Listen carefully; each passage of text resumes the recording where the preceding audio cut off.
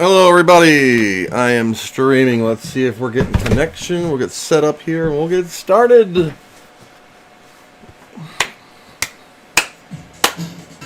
Cool. So there's a delay, of course. Give me a couple seconds to get sorted, spread the word, and we'll get sorted here and started. As you can see, I have a couple things on my desk that we're going to go over in a few minutes. You can sit up there, sir. And let me know if that demo is too loud. Alright, let me share the word real quick. Somehow. Gotta do the old YouTube sharing.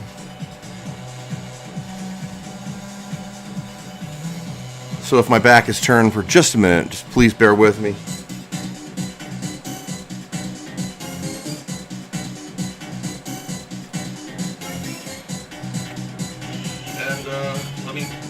There we go, I got the old sharing thing here on Facebook.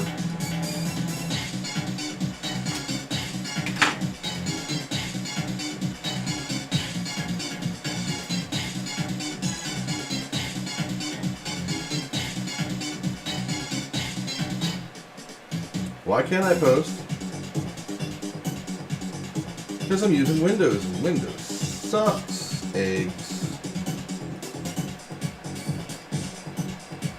I'll post it in like 3. Not going to get too crazy, but I'll post it in 3. Oh, let me turn the demo down then. What? I don't know how good that microphone picks things up, and I have to keep taking this one with me when I move around. So I'm trying to share a post, and there we go, write something. Come join. Paste, copy, share. How about that? That's amiga.org, and we'll do Commodore Amiga Facebook group also. I love you guys. Hi from France. Hello, France. Viva la France. Paraguay. Awesome, guys. Thanks for joining. We're just going to give a couple more seconds to get everybody on board. Trying to do the camera in 1080p. For some reason, my wonderful smarts, I couldn't get it right. So now we're good. If the audio poops, Digital Pig, hello sir, one of my patrons. Thank you very much. I greatly appreciate it. So we're gonna get started here in just a few minutes. I'm waiting for the little gauge thing to go up on the streaming YouTube streaming thing over here. And we'll get going. Paraguay, France, Germany, UK, United States of America, Retro 32, how do, I do, how you. Let me turn this down because this is going to give you epilepsy. I'm trying to make sure my microphone is not too crazy. I got this little thing over here. Tells me when my mic's too loud. However, I'm facing this way. So I have the chat box here on my left. So if you see me peeping down, I'm actually slumming it with a Windows machine today. Because, actually it's just water. It's just water in the Kickstart cup because I'm fat. And I figured, just some water. Alright. Coffee required to boot the Kickstart.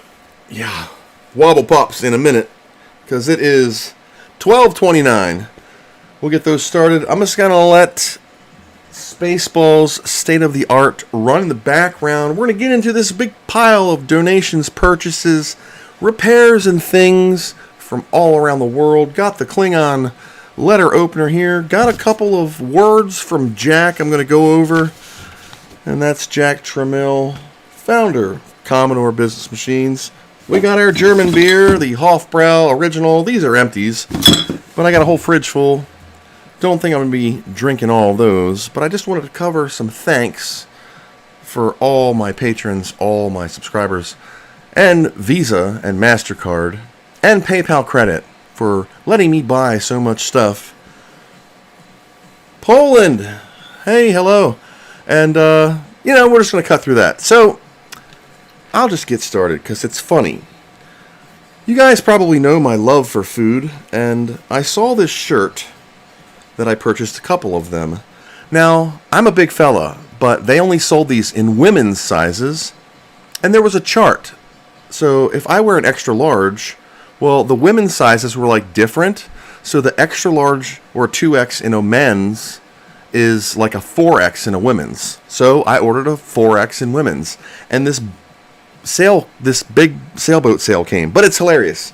It says taters, not haters, and it's hilarious. I don't know if you can see all that, but it's humongous, and it fits me like a drape. But I thought that was hilarious. I can't see the screen, and I apologize. There we go. Let me make sure this showed up correctly, because there's a delay. Yes, taters before haters. Taters before haters. That was one of my shirts I purchased, just because, you know, I'm always wearing pajamas or goofy stuff. Fat or fit, water is good. Yes, sir. So that leads me to my next thing. Now, you guys know I love chicken in fried various things. I don't eat fried chicken, but I'll tear up some chicken tenders.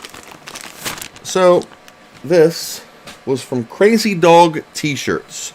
Crazy Dog T-shirts sent me fried chicken, but you're going to notice Mr. Chicken is smoking a J, so fried in your own right, but I like the fried chicken. I think that is hilarious. Fits me perfectly. We also got the Pi Amiga clothes. Thanks to Staney for that. Hopefully we'll be able to get that sorted and get them sold. Along with Retro EZ guys, they make the mouse pads and the Raspberry Pi 3 Pi Amiga embroidered cases. If you're so interested in them, they're kind of nice to have. And state of the art is getting on my nerves back there. I think I'm going to switch it to some 9 fingers. What is this? This is Pi Amiga 3X. Still working on it. Haven't got the beta out yet. Ran into some Amaberry issues with audio. It's fine now, but we got this weird, like, just kind of poops out. Let me stop that. So, like, for example, 9 fingers. Or better yet, when we ride on our enemies. It should just work. I'm going to crank it up a little bit. Let me know if it's too loud. Get my head out of the way.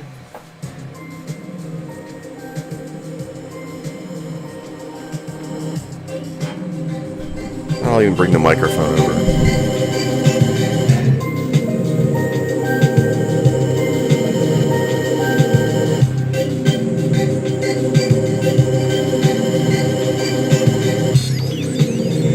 So as you can see, it's running pretty good.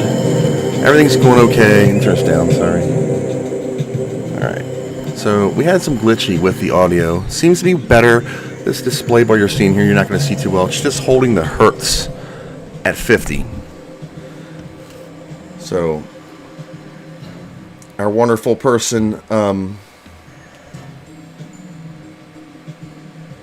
sorry, my brain just... I will need a hanger to store all those stuffs. No, I actually have the original studio still on the other side. I cleaned it all up. I posted a picture on the Discord server for Pi Amiga. It's still trashed, don't get me wrong, but it's usable. I got another 4,000 over there I'm working on, 3,000, some other goodies, and the rest of my Amiga stuff, and these things. So this big box, we'll start with that because that gives me the most room. And I have to move a couple things just to get some room here. It's funny. How about I start with something small? This is a Raspberry Pi 3A that I blew the GPIO pins on, and because I was a moron and I plugged a PiStorm board 1 pin off, PiStorm blew some little micro capacitors that I had a hard time even seeing. So I busted out the Andenstar microscope up above there and got the capacitors back on. PiStorm was recovered. This was not. So this is still functional for like a Pi Amiga of, you know, crap or something. I don't know. I'll probably use it for like Octoprint for that, for the ender. So I replaced it with a 0W. I also have a 02W that is in this Amiga 500 that I just covered on the EMU68 video that I just released yesterday, that I filmed, believe it or not, near Christmas.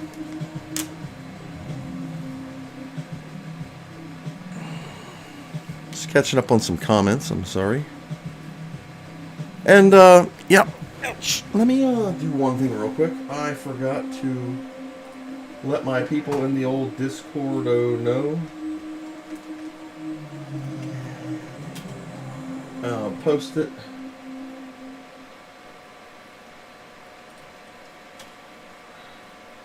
In my announcements. Okay. Let me quit Discord here for a second because it will totally suck the life in that demo in it. I'm gonna put something on that never ends, like Nine Fingers. Love that demo. We all know that demo.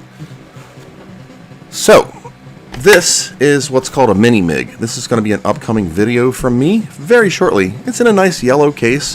What is a mini MIG? It is the great-grandpa to the to the current Mister project. You've heard of the Mister. Runs on a DE10 Nano. Gives you all these emulation core, super accurate timing. Like Jesus blessed it. I don't know. This is loud. So this is the, I'm sorry if I'm eating the mic, the Mini MIG. It is a real 68,000. It is super tiny, PLCC style, surface mount, with a Xilinx Spartan FPGA. What does the FPGA do? It controls the I/O ports and emulates the Paula and the Agnes and the Denise and your mom.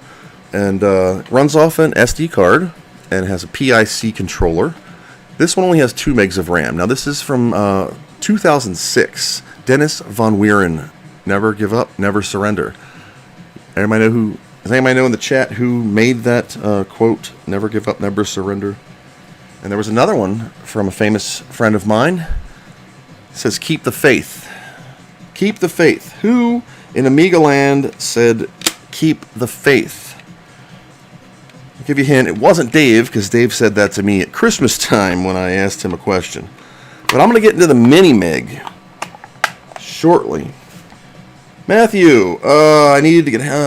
so the Raspberry Pi 02W will fit with the Pi Storm and EMU68. Sure will, buddy. We're going to cover that a little bit. This next thing, you may have seen a post that I made on the Commodore Amiga Facebook group. Maybe the old Twitter. I said the Titanic has arrived. It was an extremely rusted, damaged Amiga 2000 that was shipped to me when I purchased myself this. So I have a habit of going on eBay at night, laying in bed on the old iPad, and I bought myself a Video Toaster 4000 for the 4000. I already have one for the 2000. It was donated to me years ago, but it overheats and doesn't work. So this one was said it supposedly works, and I haven't tested it because it's been sitting in the box, but it looks very clean. There's no damage to it at all. These don't really have electrolytics. They have ceramics and tantalums. So capacitor wise, you're usually good on peripherals. So anyway, I bought this card. Let me put it over there. So I bought that Video Toaster card, and the seller asked me a question and said, "Are you me?" And I said, "Yes." He says, "Do you do Amiga repairs?" I said, "Yes." He says, "I have a Amiga 2000 Rev 6 board that looks like it was in the bottom of the ocean, and I can't get it working. Can you take a peek?" Okay. So that's what this is, and this box was what it was in. This has now been fixed for the most part. I'm waiting on one chip, which is a 74LS 157. That controls your mouse movement. This is the one Rev 6s, or anything after Rev 4.1 on Amiga 2000, don't have the, like, they have pico fuses. They're the little green blobbers that are around the board that prevent morons like myself from hot plugging in a mouse with a metal shield while the machine is running. I always have to remember that it's 1994 down here, and act like it's 94. No hot plug-in. Now, the PC and the Linux machine, fine. They're modern, but this came with a replacement Agnes, which was not replaceable because there's a pin broken off of it. But I did put a new socket on here, a new 68,000 socket, a new ROM socket, a new Denise socket, a new CIA 2 socket, second one, and she boots. RTC was replaced courtesy of Amiga Kit, and that is that. I'm going to get my pajama butt up in front of the camera for a second. I'm going to move this boat of a box. Go around this way. Yep. Gives me more room then. I'm going to put this way over here in lot B. Yep. There we go. Alright. So. And that, sorry about that, I just belted in the microphone. That led me to this. Now, please note, these are in no chronological order. I'm just grabbing. The seller of and the owner of that, I'm not going to mention his name right now, but I'll do it in the video, which will be coming out soon. There's 2 repairs in front of that. Sent me a SideQuest 44. This is the big old cartridge drive. Now, you guys know I love the old peripherals. I've had Zips and Jazzes and Easy 135s. I never had the big Bernoulli, and I never had the bigger SideQuest. I had the Easy 135 SideQuest, zip drives, you know, that kind of stuff. If you guys don't mind, I'm going to move this crap top somehow up to this table. Yee! Get out of here. That way I can read your comments with you a little bit. Been thinking of investing in the Mister, but due to the chip shortages, they're expensive at the moment. Same as Pi 4s. Yeah, but you know, Pi 4s are still obtainable. There's a place near me. It's about 80 miles. I've said it before. It's called Micro Center. Oops. Hang on. I'm running over a cable. It's called Micro Center. Microcenter.com. Hello from France Outlaw. Hello, France. It's called, Micro Center, and it is in many states here in the United States of America. And it's like your Walmart of computer stores. If you don't know what Walmart is, just go to peopleofwalmart.com. You'll be disgusted with the United States in a second. But it's a big department store of just nothing but computers, electronics, printers, faxes, hobbyist, maker stuff, your mom, everything. Paul, hello from the UK. Spank the Monkey 1. Good evening, Chris. It's 12:43 p.m. here in the United States of America. We are in Pennsylvania. I live about an hour from Westchester. Commodore headquarters. It's still there to me in heart and in life. I'm going to make some room here. So we have lots of stuff. Oh, in that Bernoulli, or that SideQuest 44, there was this card. I didn't know what the heck it was. I think this is a PC card because it says... What does it say? RS-232 card, Rev 4. And that's too short to be a Zorro. That is an ISA. I'm not saying ISA. You're not going to get me to say ISA. ISA 8-bit slot. So, yeah, that is not it. Jonathan, thank you for coming. Good evening. I need to get a beverage. Got a whole fridge full of them. You know what I lost? I did it again. I had it. Oh. There we go. Got the Hofbrau original. Picked up a fresh one last night. Got the phone call from the old liquor store. No, Commodore 64 love. Nope, I was there after the 64. I do have 64s. One of these years, I'm going to get them out of the other side. So, but this is my new favorite brew. This is Hofbrau Original Munich. This comes from Germany, and I banged the bottle. So I have like a pressure right here. 16-bit only. No, 32, brother. Whoop. Did you see that? Hang on. There we go. I banged the bottle down too hard and it kind of exploded on me. Alright, so yeah, I fell in love with these. Amiga 34, Noose, Southwest Dusseldorf. You might have heard of it. Really great show. Anyway, polishing off these 3:41 a.m. with Dave and John Pleasance. Awesome. Hello from Australia. Karen, hello. Darren, hello. 8-bit Bill, what is a good source to buy a PyStorm in the USA? I got one in here somewhere. Believe it or not, in the USA, I don't really know. I got mine from Sorden. Got an e-booger package right here. Sorden. This should be my PyStorm that I blew out. What happened to the blade? Sorry. Initiation of the Klingon Blade of Death. This is my letter opener. I'm gonna swish this down and just ever so carefully give it a tickle. Oh, we got some. What is this? There you go. One PyStorm. Oh, it even came with the pins. Wow. Awesome. And a GPIO.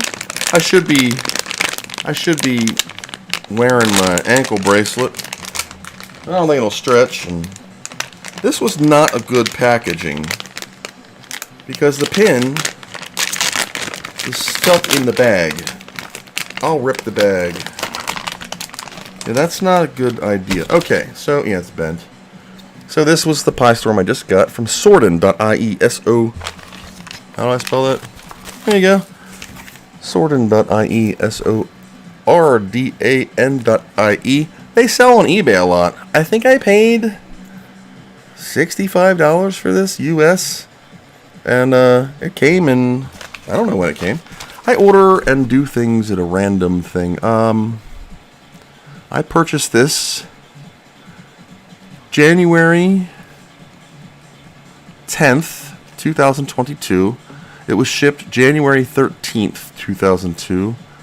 And I scratched out the date when I received it. But today is February something. And I just opened it up. So, I mean, if you got a couple weeks to kill.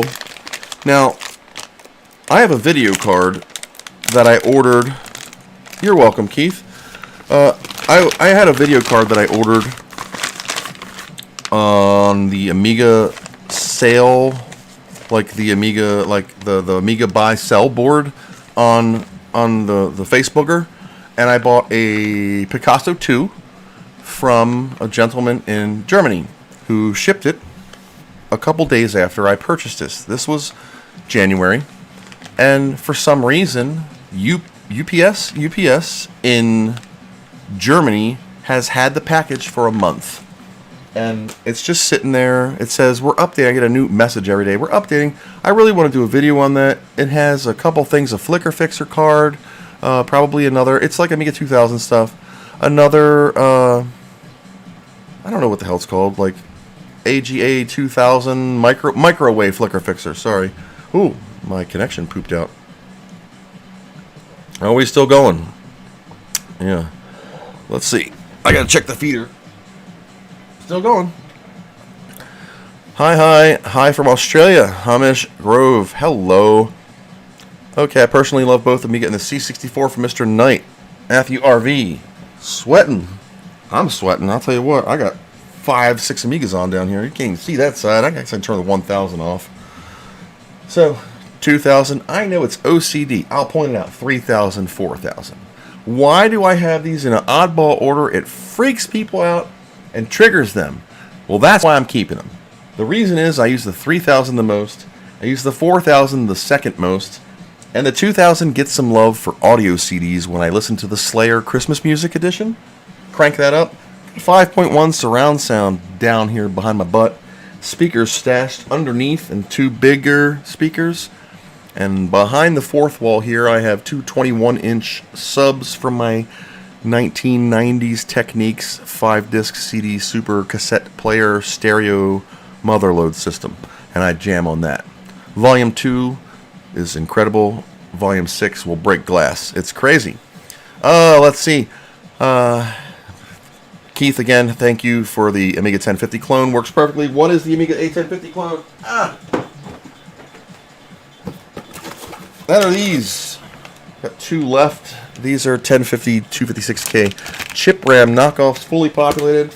120 nanosecond RAM. They are for the 256K expansion, the front of the Amiga 1000. Sorry about that. Is it afternoon yet, Chris? It is 12:50. So yes, afternoon. It's afternoon somewhere, right?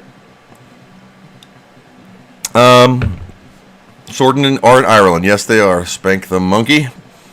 Hi, all Amiga lovers and fanatics. I saw a comment that I just freaking rolled by, and I'm sorry. For some reason, my chat comes in randomly, and there's a delay. So when I talk this, it's showing like I'm just watching myself drink a beer, and I don't know when that was, but you know, that's fine. Those old demos never get old. Yeah, I just got Spaceball or 9 Fingers on a Loop. If you want to see something, throw it down in the chat box below, and we will fire it up. This is Amiga 3X, still in alpha. I haven't even released the beta. I know, I said February. It's still February. Sordon sent me some junk mail. Here in the United States, it's funny. We have the XXL 24 beef meatballs. Do you have to specify beef in Ireland? £2.49, or is that euro? €2.49. Do you guys say cents? Like we would say $2.99 or $2.49. Is it €2.49? I don't know. The towers are at your house, Keith, and they are waiting to be shipped to me in Pennsylvania. Mackerel, Irish mackerel for £2.99. I like seeing these funny things. Look at those gross pancakes. What is that? This is from Steps Lidl. What is wrong with those pancakes? They're all like weird looking. I don't know. It's funny. Just some pamphlets for packaging the Pi Storm that came in. Next, we have Tracked Packet from... Oh, yes. I'll get to that in a second. 1 second. Alright. Oh, this box is from Jonathan. Let me put the knife away before I cut my extensions off. Alright, I gotta put this down on the ground. This down on the ground. These down on the ground. For a second. Okay, euro and cents. Okay, great, thanks. Hopefully yeah, I don't care, it's Windows. The MacBook was dead, so I had to slum it and use a Windows machine. Don't care. So, what is this contraption? What is this box?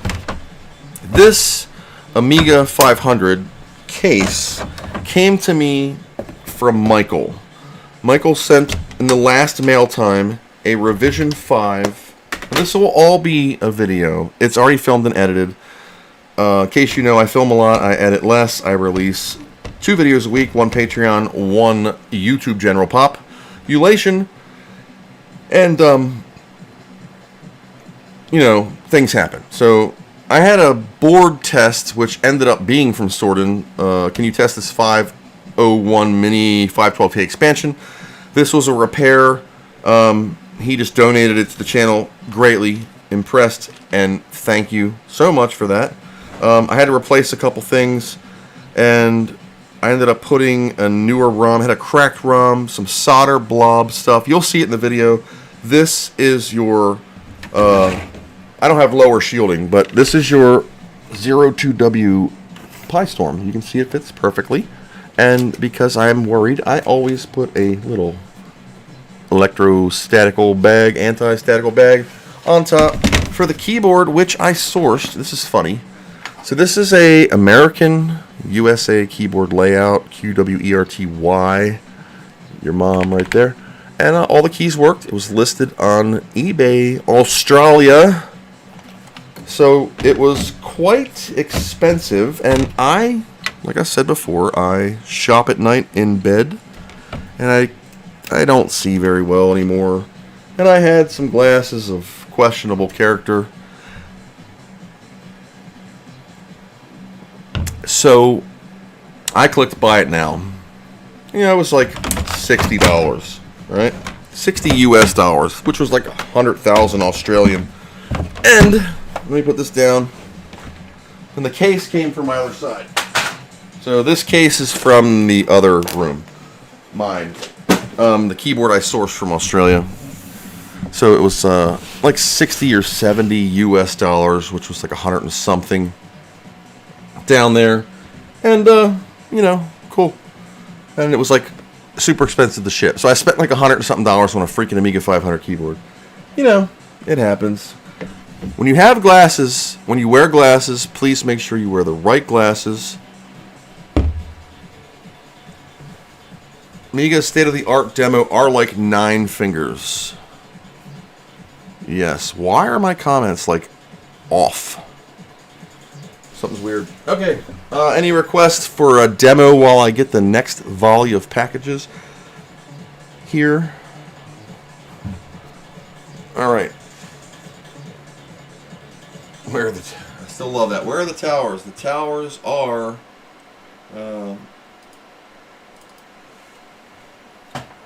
Towers are in Canada. Love this demo. This is Jesus on ease. Haven't seen that before. Next up, this is from John Graham in Granbury, Texas.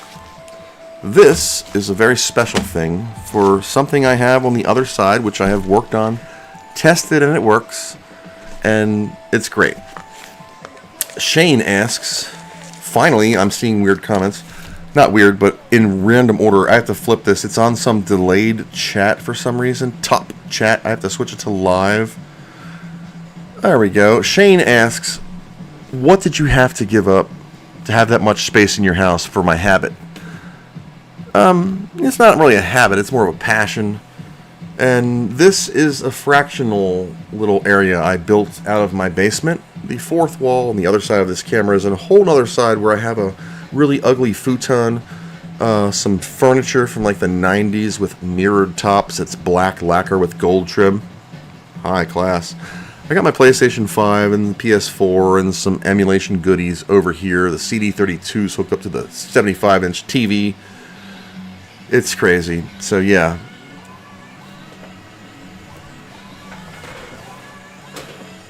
Thanks, Bill. There we go. Bill asked, where's Tanya? Here she is. Anything from Elude. Jonathan, you got it, buddy. Push up. Let's do this. I don't know what WHD loads Elude have. They don't. I think I'm going to have to go to the demos drive here. I made this, and I freaking always have to look. We're going to run one of my favorites. We Come in Peace from Elude. Love that one. I can crank that up. Apologies for the green bar at the bottom you're going to see. It's a testing thing that I'm rocking on so I could make sure I have proper sync. Let me see. Do I? Oh, hell no.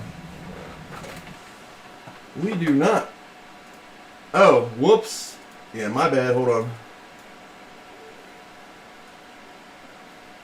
I'm running a new build, and I forgot to do something. I'm going to reboot that. Midwin is convinced that pull 6 in Amaberry is better than push 1, and I disagree. So I ran pull 6 that whole time. It works great for audio. Like, you don't care about a half a second delay. But when you want to do a demo or a game, and you want timing, you don't want to be, crucified like I did for 2.0 for releasing it with a buffer of 8. Heaven forbid. Alright, let's do that Elude again. Demos. Elude. We Come in Peace. We Come in Peace. Give her the onions. Crank up the coins. 50 hertz. 90% emulated processor. I got 4 of them now, so that's cool. The Hummer is coming. No, the Hammer. Hamm. Let's see. No. Alright, so this is the beta. That's why this is an alpha. The timing is like off. I don't know what's going on with it. I have a version that works. Look at that. Look how lengthy that is. Holy crap. So you know what we'll do? We'll just turn the volume down and let the video play, and nobody will know the wiser. But that's why it's still in development. That's why it takes me a year. Where was I, 10-second Tom?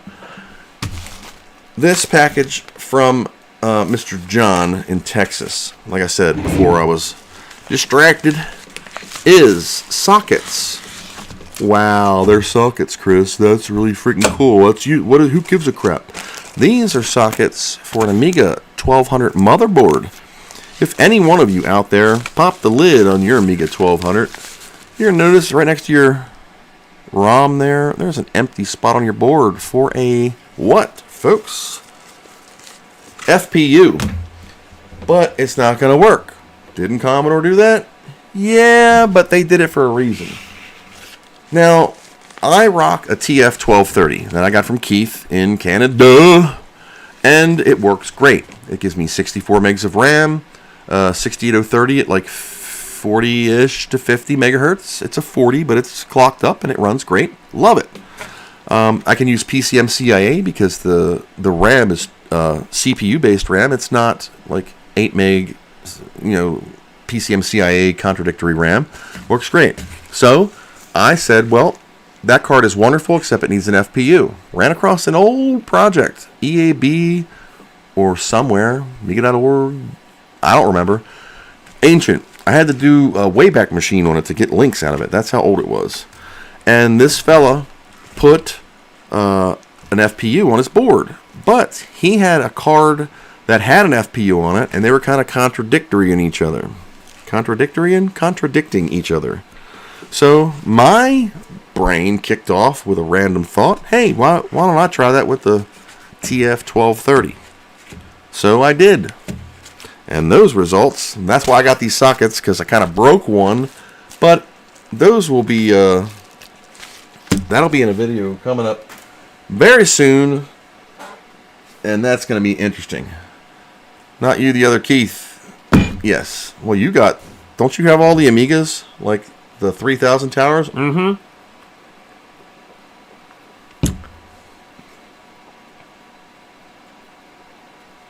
No.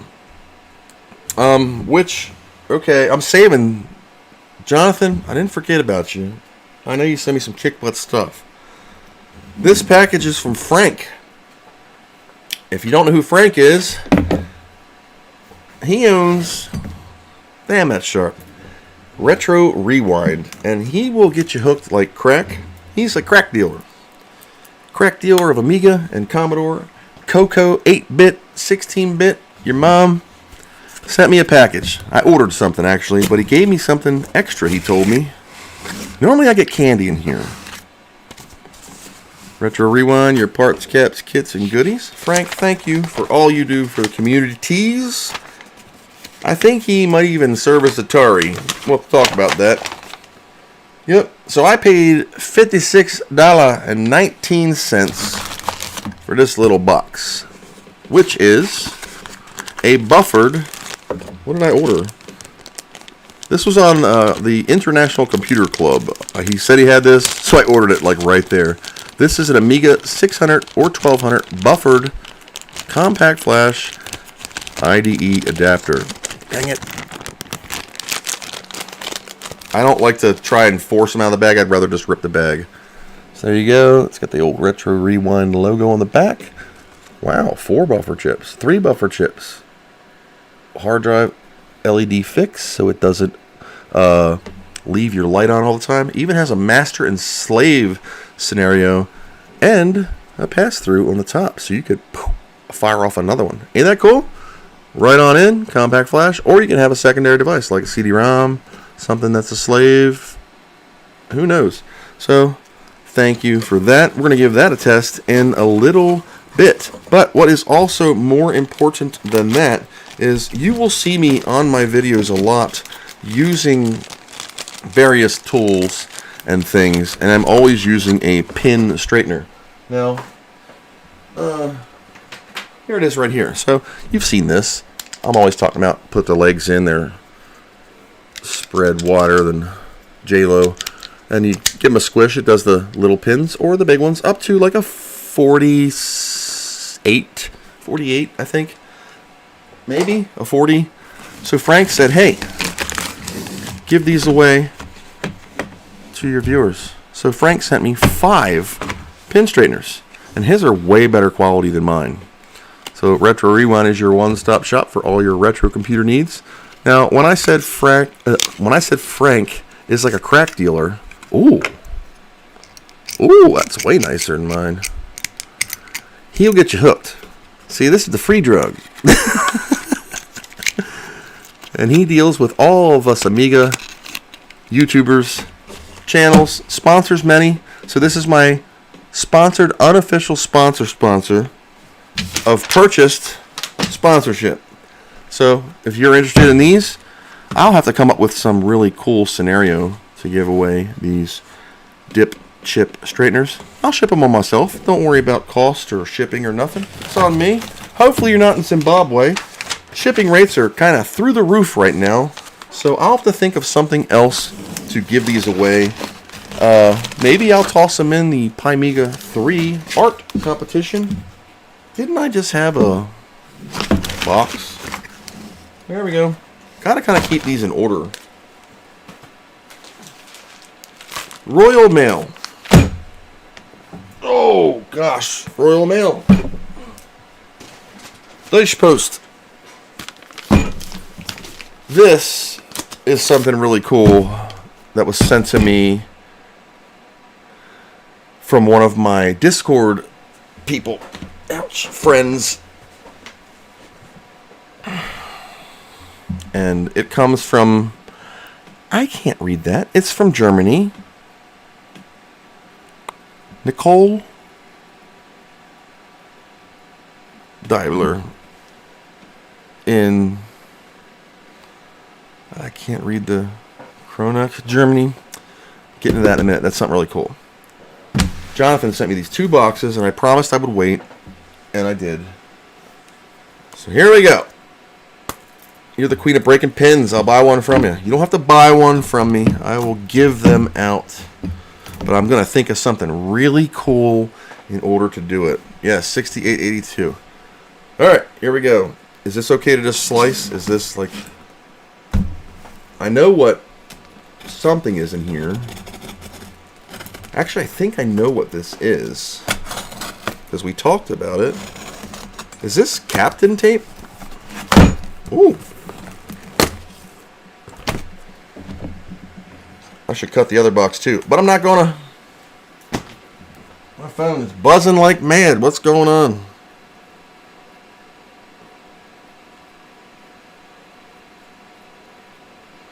Mr. Kevin is sending me a picture of a sandwich. And damn, it looks good.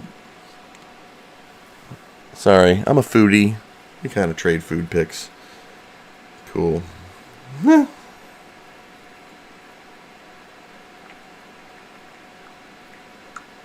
Alright. Thanks for the sandwich pic, Kevin. Now I'm hungry. So inside of this box... Alright.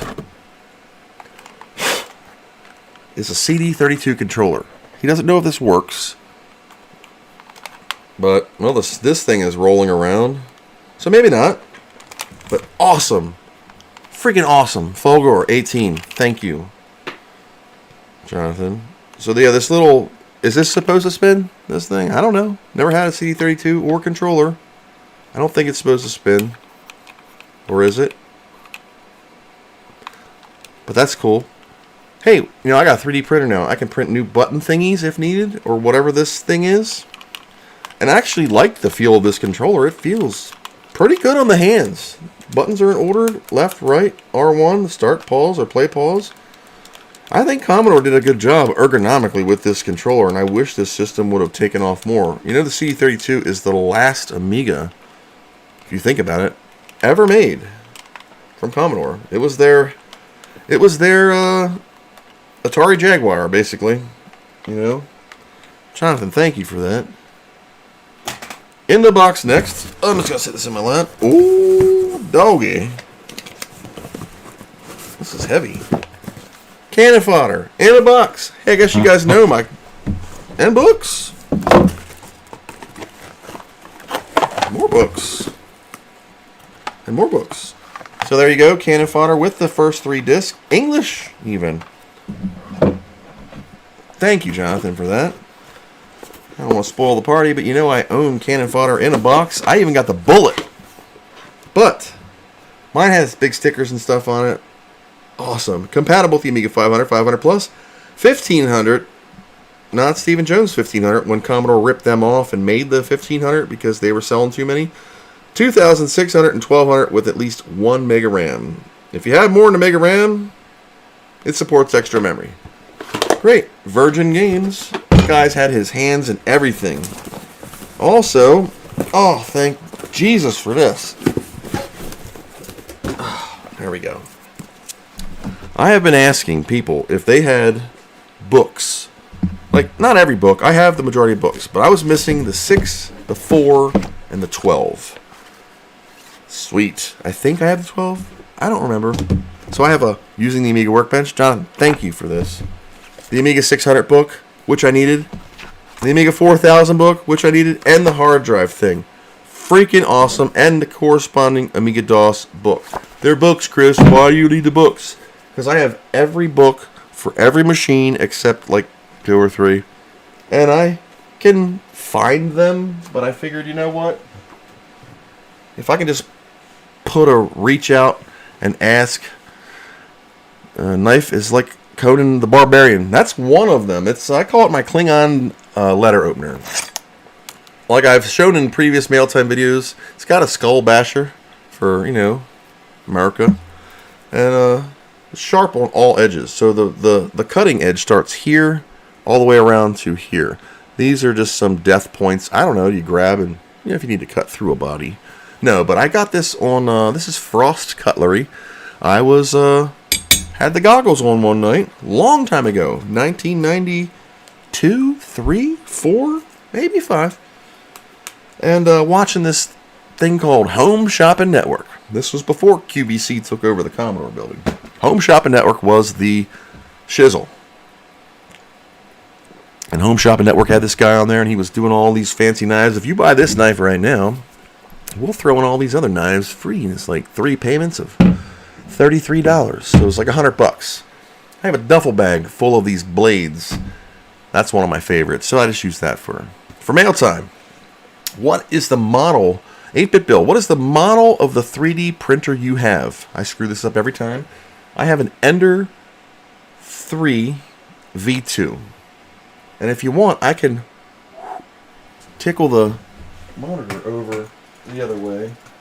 Let me get that out there. Let's put on another demo on loop. I gotta have something that'll loop. Excuse me. I don't know. Let's just go iDemo and hit. Some of these might suck. I don't know. Here, Amiga 1200 demo. I don't know what that is. Oh, that's the French demo of the Amiga 1200. Let me turn the camera a little bit. I'm actually 3D printing a, what do you call it? There you go. See my pajamas in all their glory? I'm 3D printing a fan bracket, which is almost done. 99%, 100% infill. Gotta remember to switch that back on Kira Slicer for one of my patrons in South Carolina. Near Mr. Kevin, and sent me a message on the old Patreon, which I forgot, so I apologies. So I said I'm going to print them out and have them today. Bam, they're done, 100% infill. I'll even leave the, whatever that stuff is called, bracing, shielding, I don't know what it's called. That stuff that protects parts when you got to, like, my brain's gone. My apologies. So Jonathan, thank you for that. Who sent me another package that says declaration is rubber mat. That just finished. Cool. Let me hit the OK button. It's an Ender 3 V2 that I pimped out with like these like things that you stick in the slots. That's why it's got yellow stuff all over it. the side thing on the, I just did this yesterday, the side thing, the spool holder of death, the filament guide, all 3D printed, even the covers for the belts. There we go. You can see the yellow stuff. That's hot. Let that run and cool for a little bit. Keep running over this. So this is my next package from Mr. Jonathan in the UK. Thank you so much for this. Staples, too.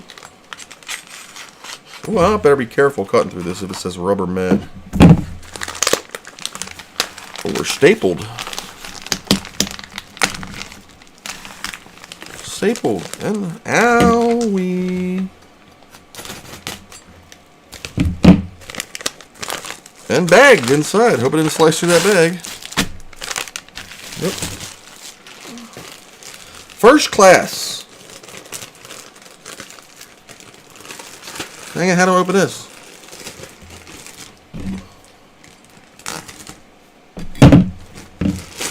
Alright. Ooh!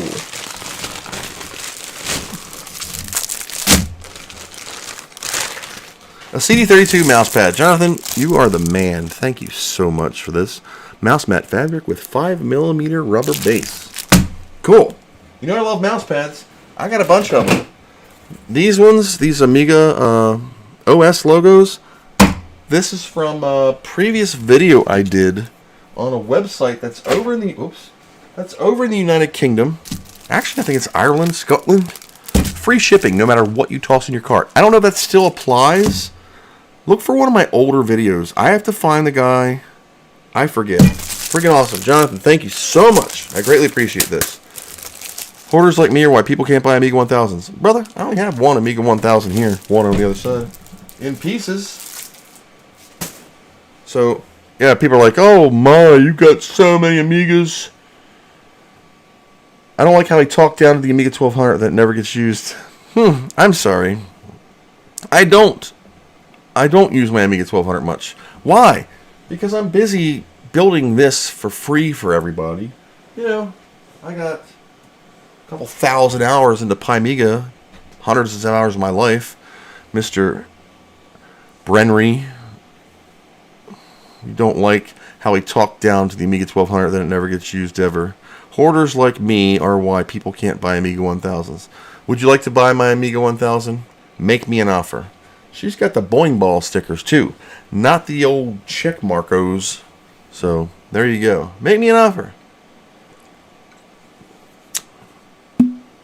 Yes, the signs above here are expensive. Did I buy them? Yes, I bought them with my own money. That's why in the Amiga, in the beginning of this video, I thanked Visa, MasterCard, and PayPal Credit for sponsoring me. It was a joke. I buy the majority of my own stuff. Yes, people donate to me. Yes, but I turn around and I give stuff out too. I send people things all the time. I'll send people those lights. There's probably people in this room, in this chat right now, that have those lights. You know? Yeah, Rob of the Drawbridge floppy now has his floppy device embedded into WinUAE by Tony. There will be a new upgrade in the next few days, so keep an eye out for it. I would like to show you this. I don't know if you can even see it. Let me find it. I don't know where it's at. Is it under sound? I forget. Anyway, there's Drawbridge and Greaseweasel emulation also included in Amaberry. Midwin, who is the creator of Amaberry, follows the WinUAE line, so they're in cahoots with each other, and they talk. I just discovered a bug which has been plaguing me for a while, and I didn't know. I don't know the programming stuff, but the WinUAE and the ARM versions of Amaberry, which is basically the ARM version of WinUAE, custom built by Midwin, has, some differences, but a lot of similarities. There was an issue that all of you who use Amiga probably currently have. And the deal with that is I am NTSC. I am 60 Hertz. But I build everything on this Dell U2410F because it runs at 50.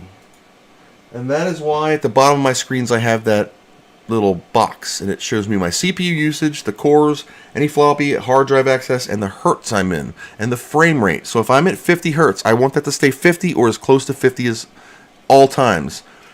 Well, there's a weird thing that whenever, I didn't even notice this, and this has been causing my sound problems, and probably your sound problems. If you hit F12 and go into Miscellaneous and turn the status bar, what is it called? Miscellaneous, status line native and status line RTG, and hit resume, you're going to notice that that little thing in the lower right down here, very barely visible to the camera here remotely, it's not even visible, it'll tell you some numbers and some science. I found this out yesterday when we're testing all the new builds for 3X, and I'm having just all these audio problems, skipping and delays, and this is one of the delayed versions, so I haven't fixed it yet apparently. Or it's worse, that whenever I'm in RTG, which is all the time, you're in 60 hertz. But the emulated environment, I almost said it, the emulated environment is 50 hertz. It's PAL. It's built on PAL. NTSC is not checked in Amaberry. It's a PAL system running a PAL OS. Scalos is in PAL. X Windows behind this is 3X. It's running XFCE and some other stuff. And it's behind the scenes. The emulator loads before everything. So if I did a full reboot, you're not going to see X Windows. You're going to see this. Can I get to X Windows? Yes. But that's not what it was designed to do. Long story short is, the audio is screwing up because it's toggling between 50 and 60 hertz so fast, it's crashing one of the 4 emulator cores, and that's what's causing the glitch. My hand movement is just for my brain. So, yeah, we're working on that. That's why it takes a year to get this out. So, yep.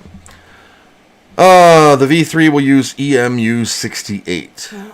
V3. The V3. What's the V3? I'll sell my Amiga 1000 with my Spirit board and front mem for $1,000. I'm not selling mine. I love my Amigas. They've been part of my life, my whole adult life. Especially the 2000, my 500 Bob on the other side, and the 1000 that's way over there in a tote. My tote, not a Commodore tote. They were my Amigas from my youth, teenage years, late teenage years, through my 20s and everything. And that 2000, I bought myself with my own money and my Commodore Amiga discount. It's hilarious. I took a picture of it when I got home. I've shown that picture many times. It's hilarious. So, I mean, 1,000 is reasonable on eBay. It's vultures who raided relatives' basements, 2,000 plus the like. Yeah, I agree with that. I am not one to be an a-hole gouger. I do not sell on eBay. I don't even sell Amiga stuff, but every once in a while I will hook somebody up. I had someone on the Commodore Amiga buy-sell group offer me $250 for a FC1 whatever, high-density drive, 357A for the Amiga, 4,000. I'm like, I have 5 of them. It was a joke. So he reached out to me offline. He says, seriously, I really need one. I'm doing not Amax, but man, my brain is gone. Oh, Amiga V3. EMU68 is a bare metal emulator for real Amigas. This is still using Amaberry. But I sold him one for $100 because I told him, I said, I cannot accept. I said, yes, it would be wonderful to get $250 for this drive. I said, but I'm not going to be into that price gouging thing. He's like, I can't find them everywhere. I'm like, well, I have one, and I'm not going to rip you off and sell you a $250 floppy drive. So I tested it on my Amiga 4000, sent him photos of it working, and the transaction was done. He paid me for shipping, and I shipped it out, and it should be at his home, hopefully, by now. Shapeshifter. No, it wasn't Shapeshifter. It was the other hard card. What was the hard card? It was the super expensive one. My brain is gone. I have Amax. There was that one, and Shapeshifter was the software one. What the heck's it called? My God. Yeah, but that card, the other one that was expensive. Somebody will flip it out there. Keep my awesome collection. Yeah. You know, there's this guy in Canada named Keith. Kind of has the same last name as you. That 3000 tower is just beautiful. Okay, so back to the 1200 stuff. Jonathan, thank you again for all you do for me. I greatly, greatly appreciate it. Fulgor sent me this, and this is from Germany. This is something for the Amiga 1200 CD32. The Amiga CD32. That is like, whoops, so rare, apparently, he didn't know what to do with it. So he asked me if I wanted it. I said, sure, I'll check it out. Du fish shun. Got some beauty products. Lord knows I need them. How do you open this? Not going to use a Klingon Blade of Death on this because this box is thin.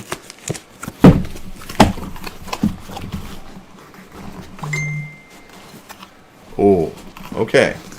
This is... Wow. This is crazy cool. Just checking the box. Okay. This is the CD32 communicator. What in the heck is this? This goes into the side port. It gives you a modem built in, RS-232, a keyboard connector, 2 phone lines to pass through, send receive. This is crazy. And Scala workbench. So workbench plug outs, Scala plug out, which is where? Which number 5? Right here. Oh my god. MIDI in, MIDI out. I'm definitely checking this thing out. Dual phone lines too. That's crazy. I'm going to call my own BBS. But I have to use some software to emulate a analog line into a actual Mac. But it gives me a fake phone line. That is crazy. Photo Light English or Photo Light German. I don't know what. This is going to require some serious research. But isn't that cool or what? Now, supposedly, I have something somewhere that allows the CD32 to be a CD drive on the 1200. Cool. Nope. M-plant. That's it. M-plant. Yep. M-plant. Gosh, my brain's gone. So here's the custom cable. What is this for? I'm going to plug this in because I will lose this cable before it gets into the archives. Have any of you, I'm sure you've seen Raiders of the Lost Ark. Remember the last scene in the movie when they're taking the Ark of the Covenant into the big warehouse? That's how I like to feel when I put something on the other side.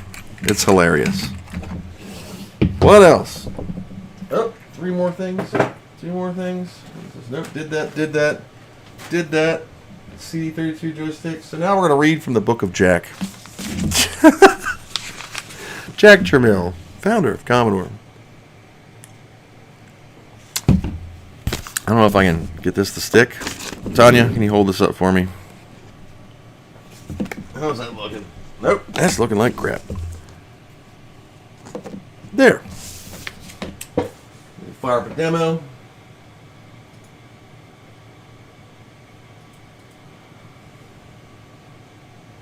Alright. So as Jesus was a demo maker's plan, I'm going to read from the book of Jack. This is the Commodore philosophy. This is a pamphlet you get when you work at Commodore.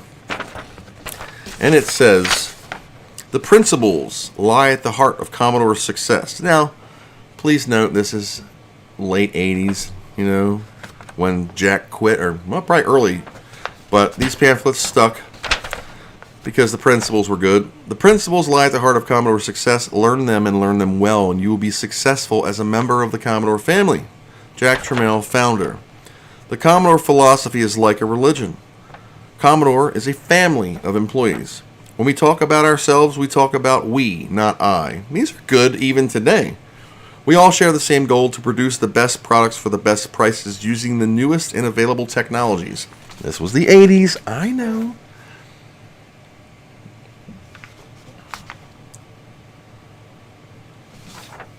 I'll get into that in a second, 8-Bit Bill. Business philosophy. Business to us is a sport. Business to us is not a sport. It is war. We are not here to play the sport. We're here to win the battles. Boy, I wish you were still there. We'll win because we work harder, we work smarter, and we serve the customer better. Every competitor, from the smallest to the largest, is an enemy, and we are dedicated to beating them. You could have, but you all hired the wrong mofos.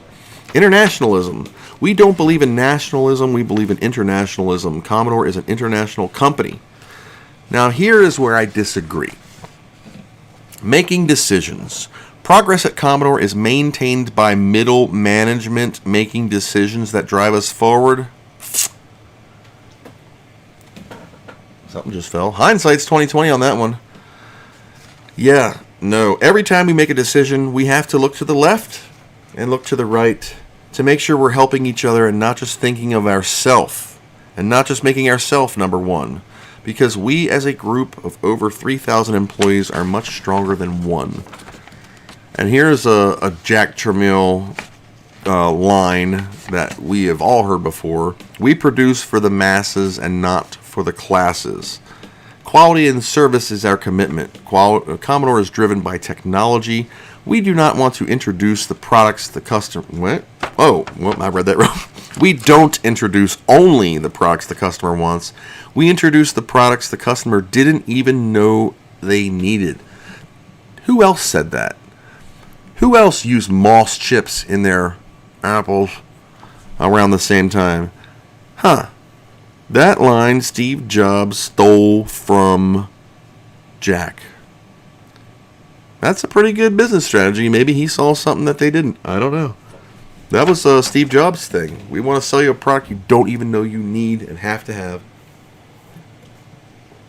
Greetings from Turkey. Jeff Jones, yes, the rarer full motion video module. I think you can only play like cannon fodder and get the video on it, right? What does that actually do? Professionalism and mutual improvement. A good professional needs to practice every day, not only have one concert a year. Don't just react. Think first. You know, a lot of these are great. Commodore philosophy. Never settle for doing things the way they were done in the past. Always find a new way to do things better, cheaper, and more efficiently. Yeah, Irving took that to heart. Constructive criticism of each other is an essential. We do not tell ourselves and each other only what we've done well. Every morning we should tell ourselves what we didn't do and what we could have done better. If you have the information that others need, share it. And the final thing is communication is a key strength of our company. There are no secrets inside the company, but outside the company we keep our business confidential. And there's some stuff on the back about suppliers, financial responsibility. Treat every penny as if it were your own. Medi, you hearing me? A-hole. Employee relations. Every employee has to know and will know the goals we are trying to achieve as a company. There is always a reward for the best, but there is also a reward for the one who tries the hardest, because trying is also important. Neither discrimination or prejudice is tolerated at Commodore, and your individual problems are the problems of the company. We are all here to help in happiness and sorrow. That's what family is all about. The future, we're looking to the future because we're always helping to create that future. But the work is always done in the present. So, kind of neat. I've had these for a while. There's books of them. I think it's got several pages. So, yep. Kind of neat. So that's the Book of Jack, I call it. The Commodore Philosophy. Cool. I can PDF this, put it out. I'm getting hot. I have to shut a 4000 off. She's just blowing some heat. Good God. You know what? I think I'm going to shut the 2000 off too. Hacha. I'll leave the 3000 on because I love it. All right. What did I say about faking a phone line on a Mac?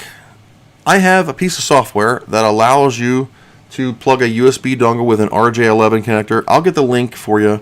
You just basically plug this USB dongle with an RJ11 connector, and you run this piece of software that I got off somewhere. I forget. It's on my server. And it basically launches a TTY serial type device. It's a USB serial. And you just launch it, and you put a number in. You plug the RJ11 from your modem right into it, and as soon as you do ATDT, it'll pretend it's already connected. Now, it doesn't do the dial and the ATDT, your phone number, and connect and link. You just hit send, it makes the modem sign, you just do boop, and it just connects. And it's cool. That way you could fake old devices to talk to, modern things. So, now I don't know what to do with it, but yeah.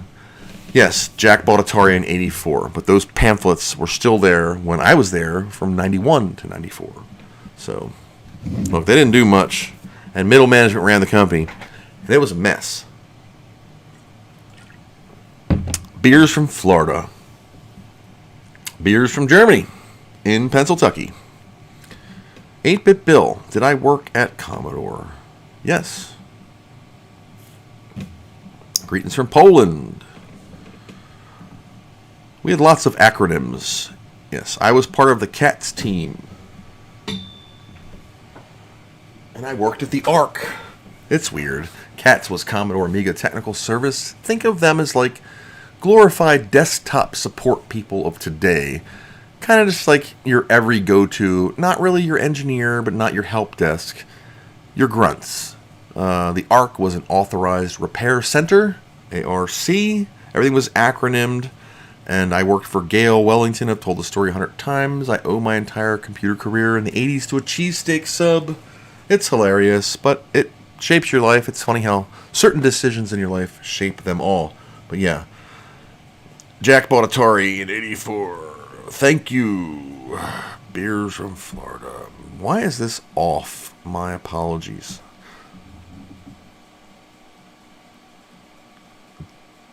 Darren is one of the recipients of the Amiga LED. Holy crap, I'm just seeing that now. Keith says, hi, Karen. Jonathan Wickett, I can confirm Chris gives as much as he gets donation-wise. Thank you. I try. I don't, I appreciate all donations, but I do give out too. I do, did you know I do Amiga repairs for free on my dime, minus shipping? Most of the time, I just say hell with it and just ship it back anyway. We're using my own parts, minus crazy chips, but if I have them, I'll just do it. Like I ordered parts on my own, LS157s. Why? Because I guess I'll need some, but I'm going to use it to repair that board. I got to get audio jacks from Amiga Kit or somebody off eBooger and fix that. Is there any way you can talk to me privately? If you're on the old Facebooker, shoot me a message. I get my phone goes off more times than the Bell telephone system. I'm getting, okay, so I can't even scroll. My phone just whoops. I'm answering Keith's question on Messenger that he posted on here. So yeah, send me a messenger on the old Facebooker Messenger. That's the best way to get in contact with me. Or shoot me an email. Go to my YouTube page and click that old about where it says about. And there's a click for business something. And that just uncovers the email address for people to contact me. And I get contacted all the time. Like I bought something on eBay and I ended up fixing the guy's Amiga on me. Now, in all fairness, he says, I'm going to refund your purchase price for that video card because you're going to fix my Amiga. I said, no. I bought that as a regular consumer, fair and square. I'm not looking for any YouTube privilege. Not like I'm a major YouTuber. I'm an old fat dude that fixes Commodore Amigas and plays video games and eats and drinks beer and makes comments about Jesus and has Mona. So that, yeah. So that's fun. This is getting warm. Let me get another one. Good evening from Denmark. Camilla. Good evening from Denmark. Hello. What do I think of the PD companies? The PD companies? Public domain companies? Clarify that question for me.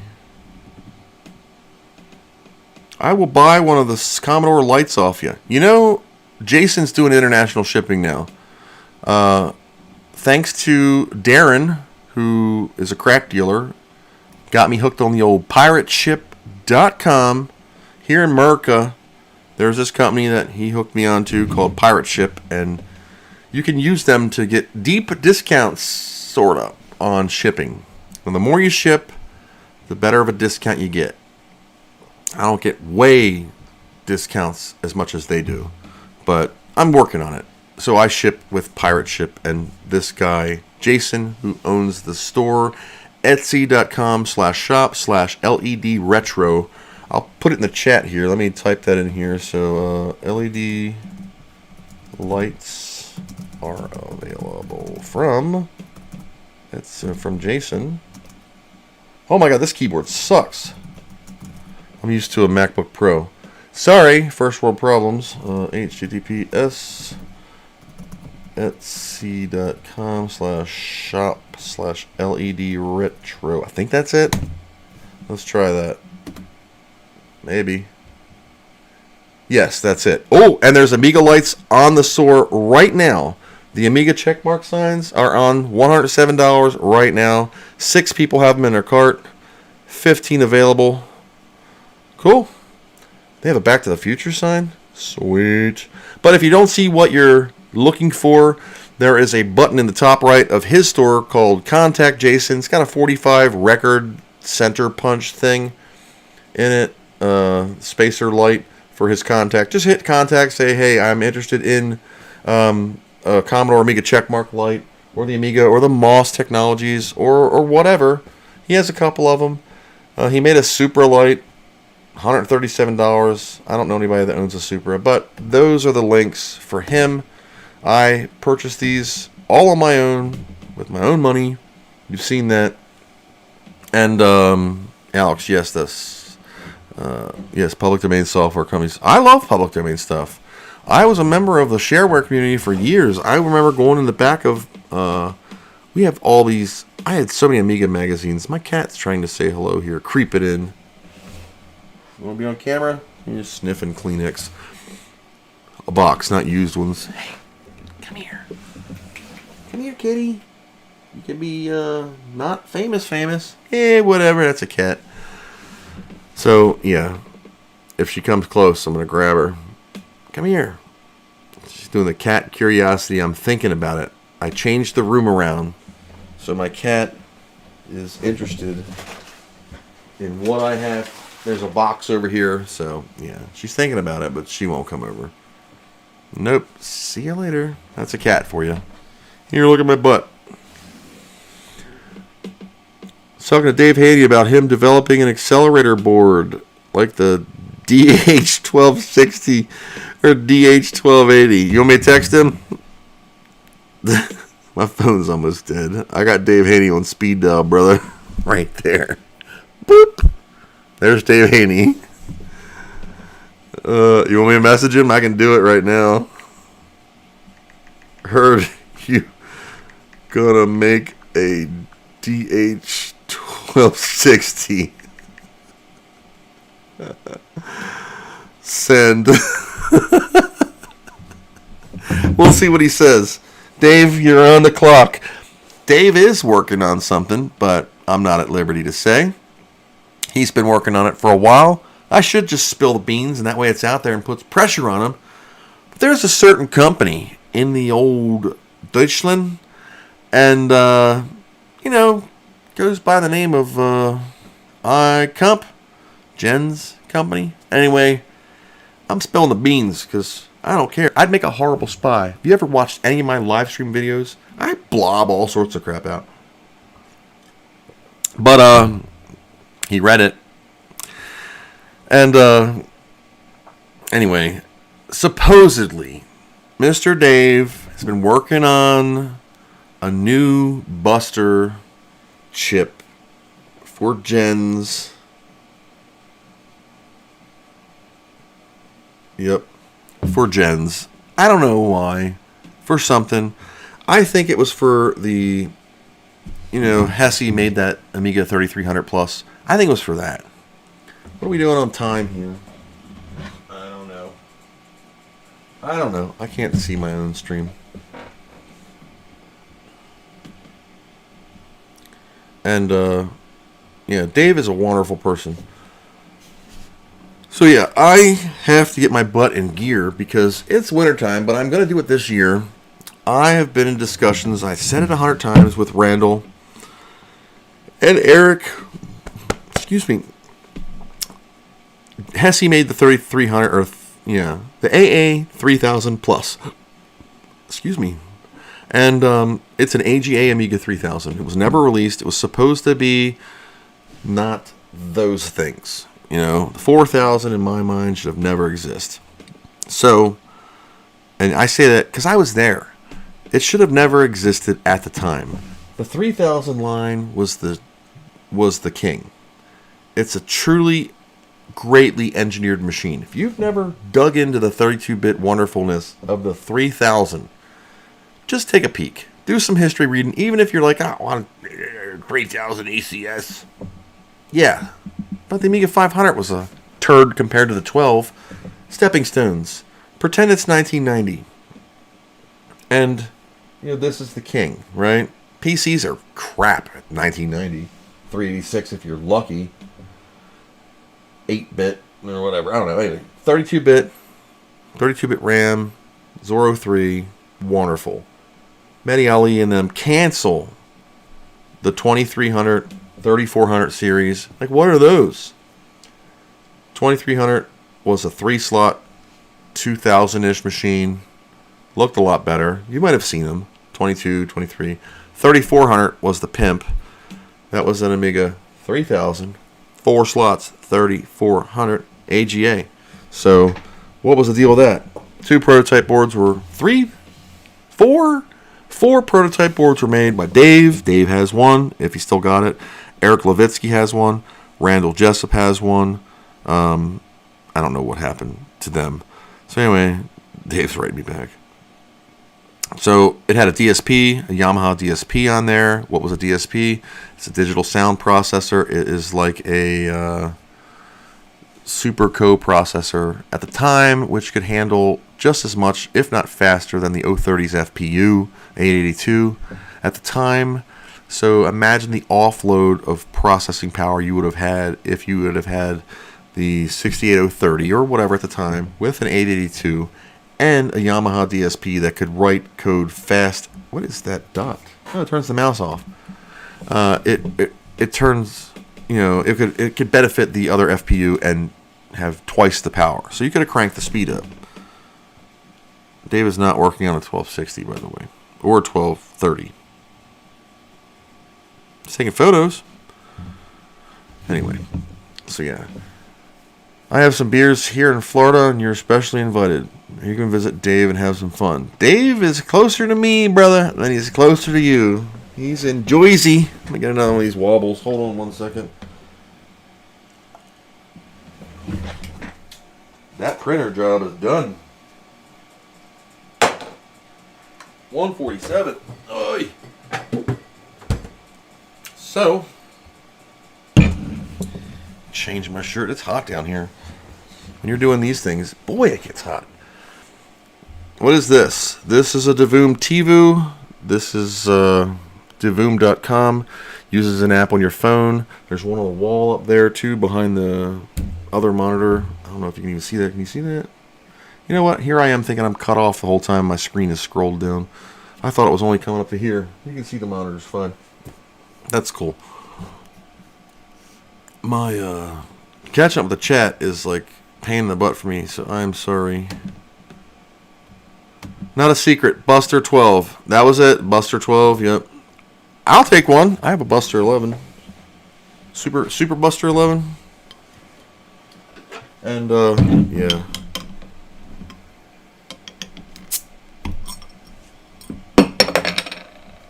This is magnetic. I shouldn't like put it near things. This is my wife's Christmas crap table. Anything else? Any requests? Any info? What's up with you guys? Hi from Germany. Can you quickly wrap up how to get Caffeine OS for EMU68? There's a link. Now, yes, the captain himself who made EMU60 or Caffeine OS, which is basically Directory Opus Magellan, is a workbench replacement, just like Scalos is a workbench replacement for Pimiga.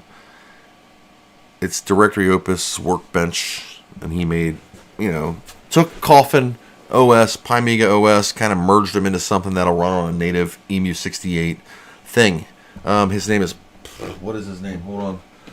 I'm not on this machine. Let me do it from my phone because I don't want to turn around and cut the mic off. La la la la la. Good mogo. Is there a link for that spool expander thing? Yes. Hang on. I keep hearing drums and I realize it's Jesus was a demo maker. Hairy boobs. What? Fulgore, hairy boobs. Thanks. Anyway, if you go into the PyStorm Discord in EMU 68 support, I think it is, or let me find it. Yes. The PyStorm Discord, which is a link in my video I just did on EMU 68. Go into EMU 68 support and message user. Oh my god. Paco. Scrolling here. MNOP. Pedro Cotter. PEDRO_COTTER. Pedro Cotter. Got a pirate captain's flag. You just message him and he'll give you a link. And then, or you could shoot me an email and I'll give you a link too. But I copied it to my Google Drive. And it's a 31 gig download. Just keep that in mind. 31 gig download. It's not no, it's just the IMG file. Not even zipped. It's just boom. Maybe it's zipped. I don't know. Let me check. Wonderful person. I'm going to install a PyStorm in my Amiga 1000. One of the next days will follow your video. If you're going to use a 02W, you know what? I'm going to crack this open.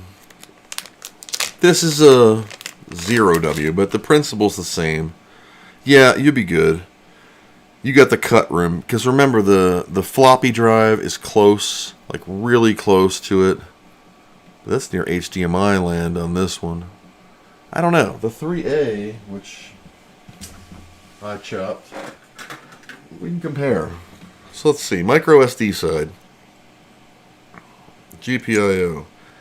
Yeah, you're still going to have to cut into it, and you'd be into the SD card area. So just be careful on the...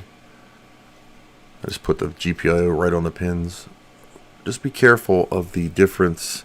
If you have a CPU relocator, you can use one of those too. So you can see there the cutout on the 3A versus the 0. People are like, you don't have to cut the 0. You still have to cut it on the Amiga 1000 unless you're going to mutilate the metal of the floppy drive. So, yeah. That's the difference between the two. Let's see. I knew it. Not a secret. Buster 12. Oh my gosh, these comments come in weird. Thank you for the hint.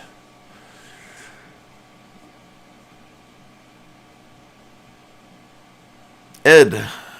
Hi, what do I do with an IMA file? You rename it to IMG, and probably in 3 minutes, someone's going to answer that question, and then I'll see the comment pop up. It's weird. When you're doing YouTube streaming, it shows the comments in just a weird order. They should be coming in order, but if I put it on live chat, I don't see anything. I have to put it on top chat, which filters out potential spam, and it says content may not yet, or some messages may not be visible, and then they just kind of pop in there. So, yep, there we go. Darren Gurney. Change the extension to .img. Yep, that's exactly what I thought I might have said. Possibly. Let's fire up something else. Is this still going? These are the longest credits in the world. A Sensation by Ramses. Retro Dinko loves to bitch about that one with his elitist self. This Tanya's for you, buddy. Not everybody can afford a Warp 1260.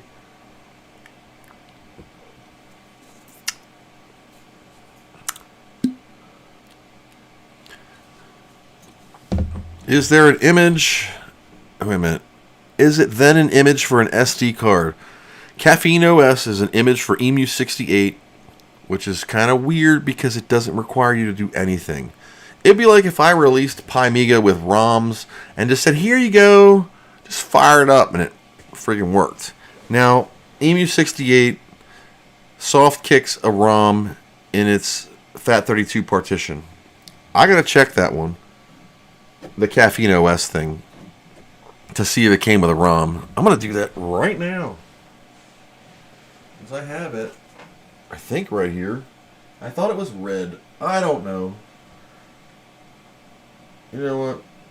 I don't want to mess it up because I have all my USB ports filled with streaming crap. And it's a mess over here. Normally, this is clean, by the way. I sent a photo a couple days ago to Mr. Kevin, Mr. Q, Hold Modify channel. I said, what happened here? And it was like the mail time pile was piled up. My stuff, the shirts. I had my pajama wardrobe over there. I actually still have that.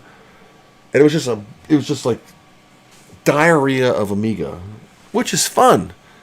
But when I'm doing repairs, and I had the 2000 Titanic board sitting here, and like, I'll use my 3D printer as a shelf. I'll like pull this out and love this heated bed, by the way. Heated bed, best thing ever. And my patrons kicked in support. Oh no, I'm sorry, my Discord friends kicked in support. They all bought me that 3D printer. Excuse me for belching. Check back a couple videos when I unboxed that puppy. It just showed up on my door. I didn't know nothing about no 3D printers. I'm going to show you my 3D printer. This is what I started with, and it is it's a 3D printer, but it is a Wanho Power Spec i3 Mini. And while it works,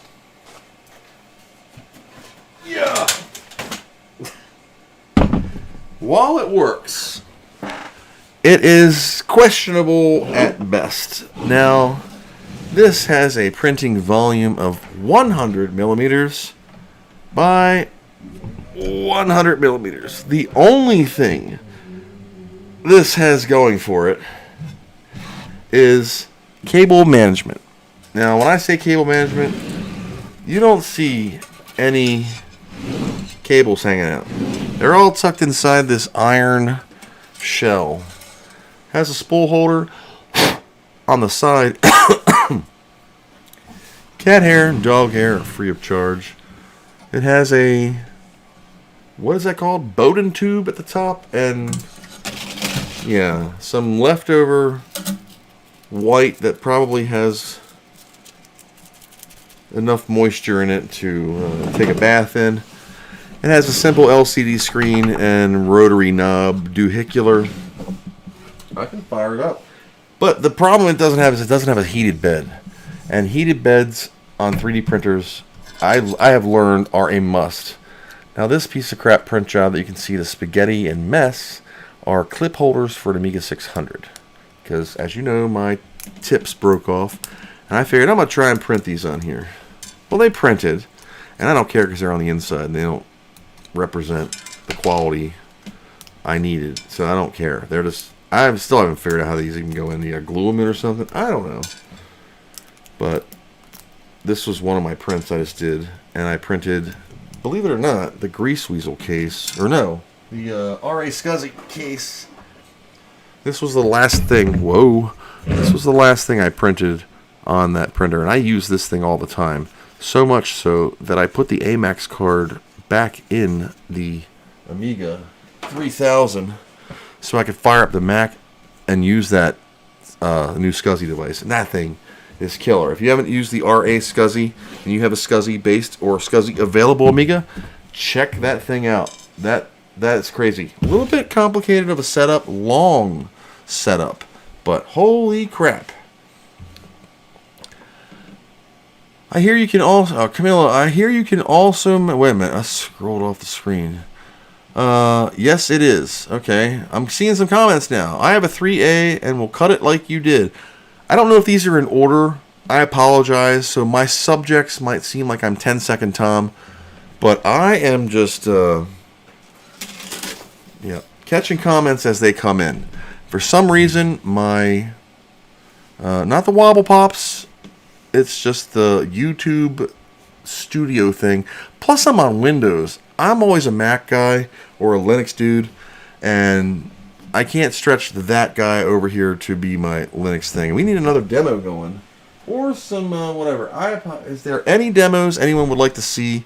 I don't know if it would even work like quick, because the problem is I'm asking for comments, and I'm saying, oh, there we go. Don't even need to rename it. George, Darren, true. That's the problem. I don't know what subject you're talking on. I guess you're still talking about EMU68 or the Caffeine OS. If you need an email, or if you need, how many of these have you had? If you need the image, message me on Discord or message the person that I forgot his name already, handle, know his name, forgot his handle on the old Pi Storm Discord in the EMU68 support section, or one of us in the Amiga Discord. We can hit you up, hook you up real quick. I got it on my Google Drive.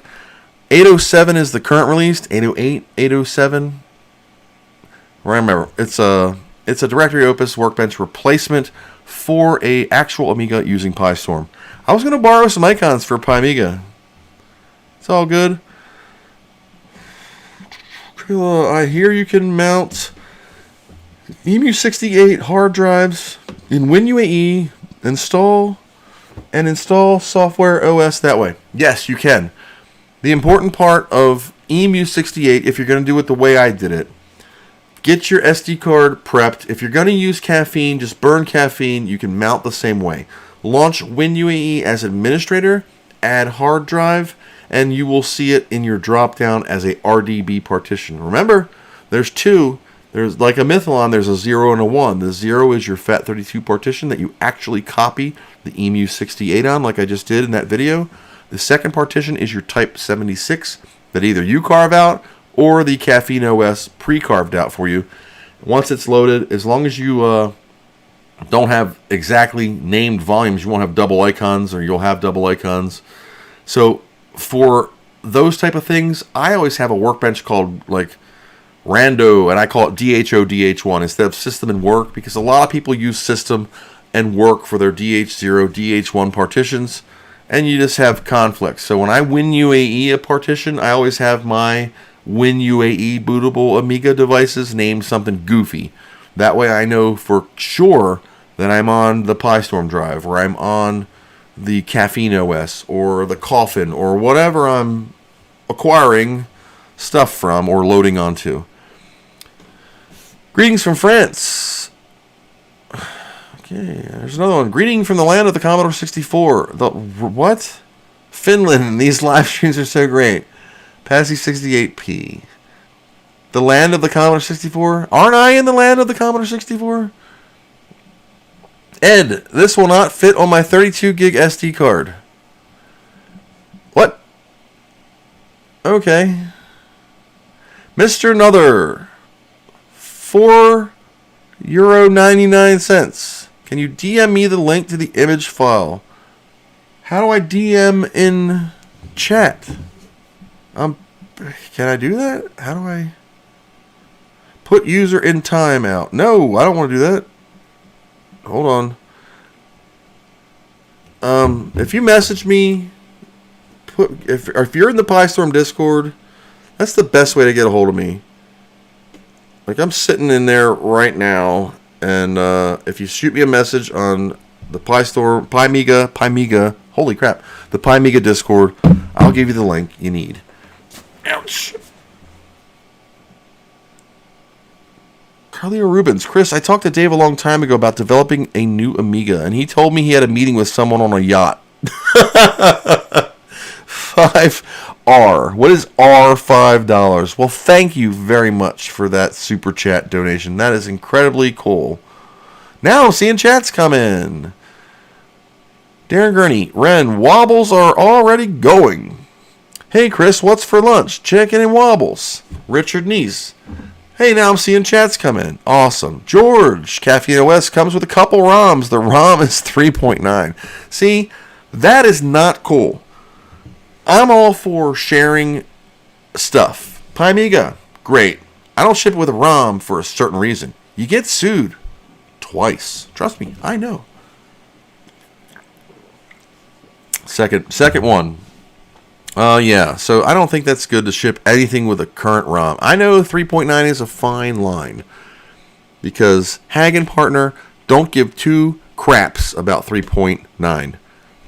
I was going to do the entire build on 3.9 for Amiga, but I decided not to because I wanted to stick with what worked the most for compatibility, and that's basically 3.1 with all the Aminet patches and everything through the years. I cannot use 3.14, 3.2, 3.2.1 because they're currently owned by Hyperion, and I have had talks with people from Hyperion, and I'll just leave that at that. And I'm okay. Everything's okay with Amiga. We're good. Everything's okay with the Amibian. No, what's the Amikit XE? They're good too. They were under fire too. It's a fine line here. We have people who are holders of technology that don't do jack crap with the technology, and then nerds that do, and then we come under fire. You know, they just want to make money off of it. Keep it on with the comments. BSD Junkie. Hi, Chris. I used to run AROS. I wish to do a similar thing now. Would you recommend, there we go, building a Pi-based unit and run your Pi Mega, or is there a modern emulator to run on a Unix-like system? Dave gave me a thumbs up for heard you're going to make a DH1260. All I got was a thumbs up. That's hilarious.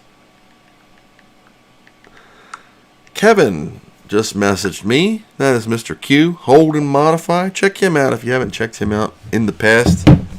We still going? All right. My apologies there. The microphone was in the red. Howdy from the UK. I love your channel. Thank you for the Amiga builds. Griffin. Well, hello, United Kingdom. I have lots of friends all over the world, and I thank you all very much. I love talking to you guys. This whole international thing, this YouTube streaming, I do mail times. I think they're cool. People send me things. I send out things. I can't show you what I sent out, but I've sent out these things. People can contest. I hook you guys up. You hook me up. It's a give-take thing. I'm going to send those 3D printed fan brackets out to one of my Patreons who just asked me to. I'll pay for them. I'm like, you already support me. Let me give them back to you. So, yeah, I try. I'm not perfect. I'm extremely busy. I work a full-time job. I'm a full-time YouTuber. I'm a dad. I'm a dog dad. I'm a cat dad. I'm a husband. I'm a get everything for everybody. Don't do nothing in this house. Errand boy, grocery shopper, bill payer, tax guy. It's kind of busy. Legal counsel. How about that? Yeah. Sorry. BSG Junkie. You can use Amiga. You can use Amiga on WinUAE. If you are a Unix or a Linux user, man, I just revealed my age. If you're a Linux user, I run Wine and I run WinUAE, and I have Amiga on my Linux box. I run Ubuntu 2004 plus all whatever updates, LTS. I love it. I run the new version of Amiga 3, which is sitting right behind me. I can hit F12 and scare the crap out of you. And there's an X Windows environment hidden beneath. Wow, doesn't that look weird? But I can launch Amiga and you won't even know it's there, and that's the idea. But it gives you the modern ability of Linux, like Firefox, LibreOffice, and Xterm, the ability to do all that stuff from within the emulated Amiga-ish environment.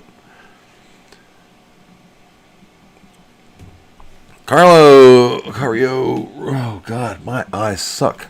Time passed and we don't speak anymore. I doubt that the Amiga computer would be better than a PC and a Mac. You know, that's always been a discussion, and we can get into that, but yeah, no. I had 8 different bosses, and that's not Office Space. I had 8 different bosses, and Commodore was under the motto of middle management makes the decisions. Hence, why nothing got done correctly, because you had 8 different departments, 10, 12 different departments bitching at each other about how to do the same exact thing, and nobody got nowhere. Engineering did everything. That was Dave Haney's group. RJ, the whole guy, no. Upper management didn't do anything except spend money and act like they had $1 million bill in their pocket and steal. Good advice on the volume naming. Thanks. I will send you a message on Discord, Mr. Another. Okay, I am sitting here. Got it. Here it comes. Okay, hold on. I'll do this live. Okay, here it comes. Let me get the link. Because I'm on my phone. I got to go into a couple different messages here and grab it. This one.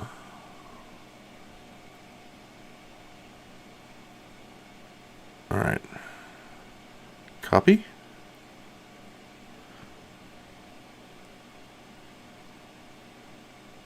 Hold on. I'm being quiet. I'm sorry, Mr. Another. Paste. Send. There you go. All right.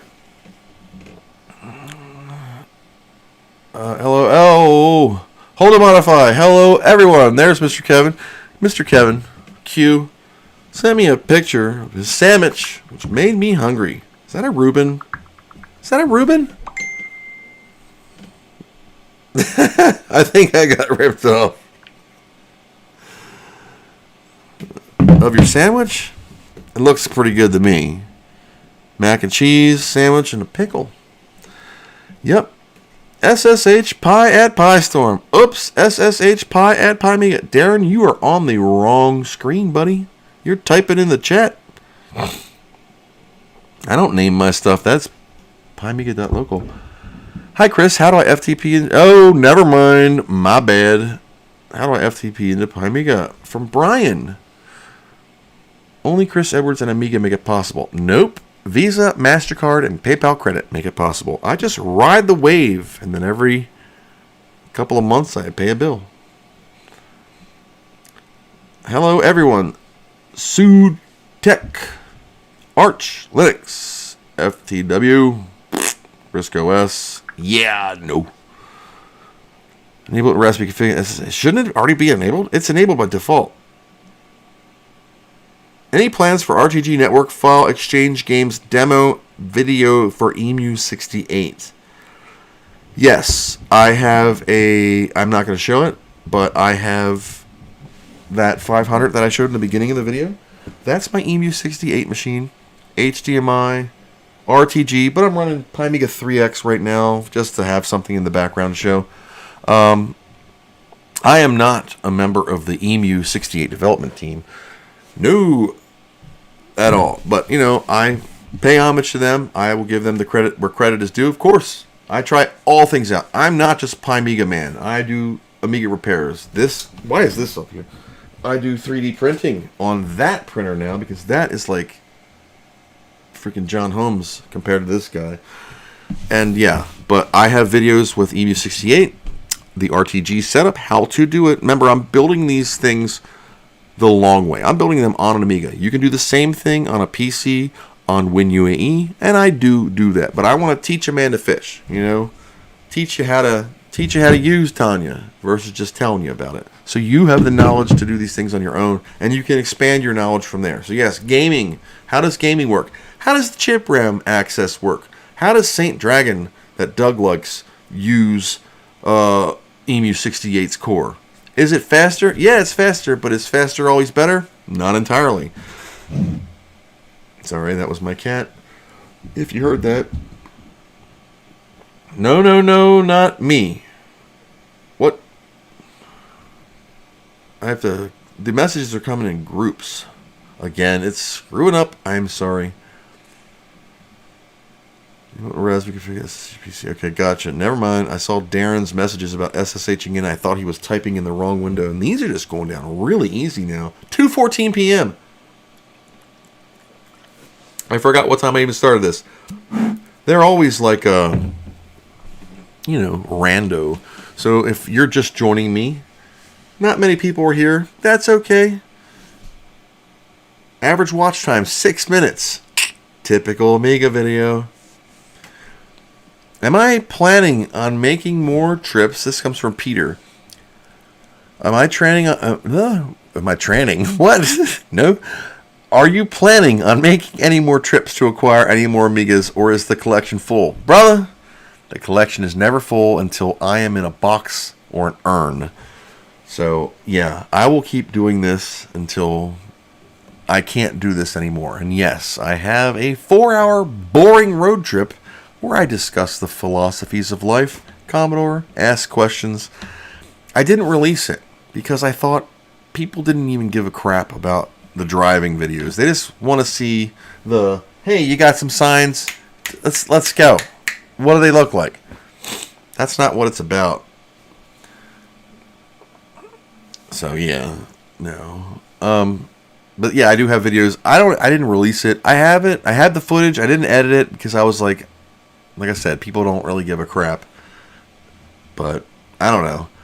Brian, I was looking to grab some of the demos from the archive on Amiga 2 and send it to my mister. Rock on, grab the whole demos drive. Now remember, there's 2 sections. Inside of the demos drive, there's a WHD load folder with the WHD load demos and the EXE executables on them. I don't think the mister can handle a lot of them because it's a little slower. It might be more accurate, but I think it's way slower. Frank, good afternoon, kids. Frank, thank you again for the chip doohicculars. Yep. What are they called? Pin straighteners.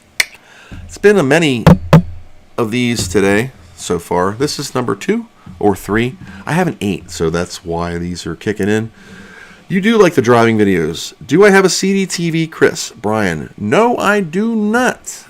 That is on the list of things to acquire. I need, if you count that, I need 3. I need the CD TV, the Amiga 3000 tower, Keith, and the Amiga 4000 tower, Keith, in Canada. I know where they're at. He just won't sell them to me, or I can't afford them. Yeah. Yes, Ed, that is a good beer. I'm a Hofbrau fan. This is Dave Haney's fault and John Pleasance's fault. If you haven't tried this beer, it's like $47 a case. You can pick them up in a 6-pack if you can. In Merca here, I don't know, it's probably $50 in Canada. And they're good beers. Hofbrau Original. I tried the Dunkel, that's the dark. Don't care for that one too much. They have a funky other name. And yeah.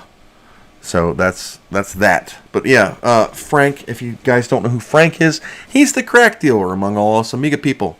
You might know him as RetroRewind.ca. If you order from him, he'll send you little crack nerds with your order. Sometimes. I didn't get any candy this time. But as you guys saw earlier on Mail Time, if you're just joining me, I opened a bunch of stuff that was either donated or purchased or acquired by myself, my friends, and my Discord compadres, or sent to me for repair, and what I do and who I am and what's going on. But yes, Frank sent me the part that I ordered, the buffered IDE Master Slave Amiga 1200 thing. You saw that if you watched the International Computer Convention on the Amigos podcast, and then I bought it right there. I'm like, I saw it, I bought it. I think I was drinking some wobbles. And that's how this happens. That's how this happened. This is eBay and these things. And Visa, MasterCard, PayPal, credit. Thank you guys. Pints and Amiga in the house. What's up, baby? That was gay. That's a good beer. I like the Dunkel. I mean, it's okay. Do I have I read that one. I like the driving videos. Saw that. War Centers. Okay, my comments are finally coming in. Take Holly the Hammer to the little pixel TV, smash it. There you go. I was looking to grab blah, blah, blah, blah, LOL, just kidding. Oh, whoops.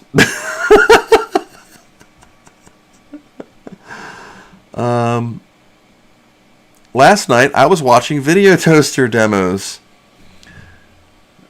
And I worked night and wait a minute. Korea Ribbons. Last night I was watching the video toaster demo videos. I worked night and night rendering 3D animations. Good times. You might be interested in Mr. Q Hold and Modify YouTube channel. You know, he is like award-winning Lightwave guy, like worked on major films and stuff. I'm calling you out, brother. So yes, I like dark beers too. You know, for years I drank Killian's Red. I don't know why. I love that beer. The first one is kind of hard to get down, but like, you know, they get easier. Frank, LOL, yeah. Discord's going off. Dude. Damn it. Oh my god. Brian, I have a CD TV you can have. I don't know if it works, and it is not. If or not, it's in my storage unit with a drive and keyboard. I bow to you, sir. That would be kick butt. Alpha Deck, do you have any plans of a Buffy video? You know, I would have. I was talking with a person of the team last night by the name of Nonar Kitten that I don't know what I did with my Buffy beta. I don't know where it came from. It was overseas. So Frank has his crack stash in Canada. He's up there next to a Tim Hortons and some poutine or whatever that stuff's called. Anyway, I got mine, I think, from Germany or... Nope. Nope. I don't know where I got it from. Maybe it was from Canada. I don't remember. Anyway, I had it, and it was in one of these things, and it was a bigger one, and I cleaned up to do a video shoot on either the Titanic or it was the International Computer Club before them, whatever the heck video I did then. And I cleaned things up, and I was throwing things in the trash, and I took the trash out because I was excited. I emptied my trash can. For the most part, this is today. Oh, I did drink 4 beers. So, no, I don't do that. I don't know how to do that. Yeah, but I lost it. I don't know where I put it. I looked everywhere. Every drawer of every donation, everything is gone. Let me turn off this printer. It's gone. So I threw away a Buffy beta that I didn't even get to program yet. So there are apparently some other issues with the Buffy beta that they're just getting lost in shipping, or international postage wasn't tracked and things are happening. So yeah, I don't know what happened to it. So yeah, if I could get it, I'll get it, and then I'll pay for it again. It's my fault, so I'll have to pay for it again. And I'm going to reach out to my local crack dealer, retrorewind.ca. That's for crack addict, right?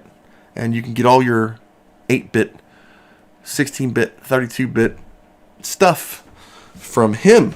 And if you use my code, no code, it might not work. But if so, it'll save you an additional 0.1% off your order. Ships international too. Check Frank out at retrorewind.ca. Hold and modify.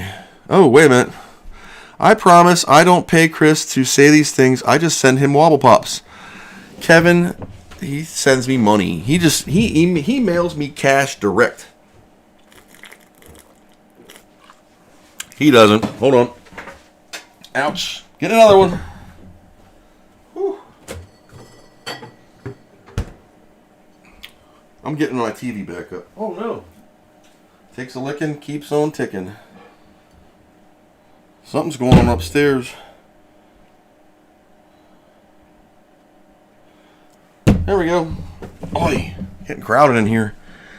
I don't know how long this has been going on, but man, I'm still hot. I gotta turn the Amiga 3000 off. Oh my god. Wobble pop number 5. This is when all the good talk comes out. Let me check the stream strength real quick. Okay. 500 millisecond. Let's load something up.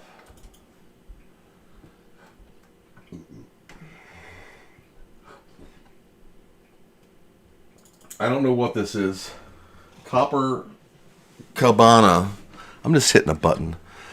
Thank you, Chris. Hans, Chris, you didn't hit that Devoom with the hammer, did you? No. I gave it a technical tap. Tanya didn't hit Nancy, did she? We like dark beers. Yep. You need to get some Schinnerbach, or me and Taylor will send you some.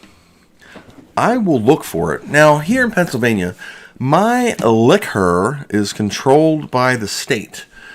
And not like the state, but the state owns all the liquor stores. It's because we're a communist state. And that's a good thing in a way, because unlike other states that have local beer or wine or liquor stores, our stores are separated into two categories: beer and like wine coolers, not wine, and then we have wine and the other liquors. So yeah, if you get liquor or wine, it's at one store. That's like the hard stuff store. And then beer and like wine coolers ish and your little microbrew crap are at the beer store. And it really is that way. But the benefit, like I was saying, is since they're state owned, they buy all brands, just not in the quantity, because they don't have the storage space. Our stores are pretty big. They're called PA Wine and Spirits. If you ever wanted to put that in the old Google box, you could check those out. And they have, like, this is what they are. They're everywhere. They're closed on Sunday, and they close early, because it's, communist. Anyway, Killian's Red is good, too. We need a CD32. I just got one. I love that thing. Holy crap. I use my CD32 more than I use my Amiga 1200, and it's an Amiga 1200. I don't know why, because it's sitting right there. I use my Sega Master System joystick, but now, thanks to Jonathan, I have the CD32 controller. Whoa, almost knocked that bottle right over. And believe it or not, this thing is comfortable. I can't believe it looks like a boomerang, right? Doesn't it look like a boomerang? Sort of. But it's really ergonomically friendly. You might hate it, but I can't wait to play Turrican on this thing. Model number Amiga CD made in China. Hold and modify. Never, ever would I send money to promote myself. Nope. Thank you, Kevin, for that. I appreciate it. Great job, Chris. Thank you for all your hard work. C. You're welcome. It just says C. Who is that? Who said that? Did you say that? Okay. You're welcome. Thank you. Pints and Amiga changed accounts. One more beer, 2. Okay. These are coming in weird. Chris, how do you run Firefox in Amiga? Oh, you're going to make me move the camera, aren't you? Boop. I find the icon that says Firefox, and I double click on it, and I wait a second. Now, if I set this up correctly, there's Firefox, and it loads Aminet, and you want to go to a modern website like Reddit. La la la la la. Is it fast? No, but that's why it's beta. Now, what is it? How is this able to work? It's an HTML5 Firefox, the latest one. I can run Chrome. I can run LibreOffice. I can run whatever. Like, the most heated argument ever. It's okay. This is Reddit. I'm watching live Reddit on an Amiga. Hey, look, there's a joystick. Which is the first controller you ever held? None of them are the first controller I ever held.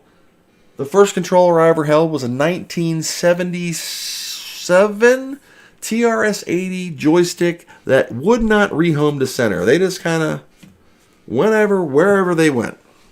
So yeah, that's how I run Firefox on the Amiga. How does it work? It works through a technology that Midwin, who makes Amaberry, had called Host Run. Host Run will work on your current Amiga 1.4, 5, and 2.0, but it is limited to DOS-ish Linux commands like the Xterm. stuff like that, or to terminal, bin bash, because it uses the operating system underlying to pull programs through the workbench and display them on the emulated environment screen, like Firefox. Like if you want to go to YouTube.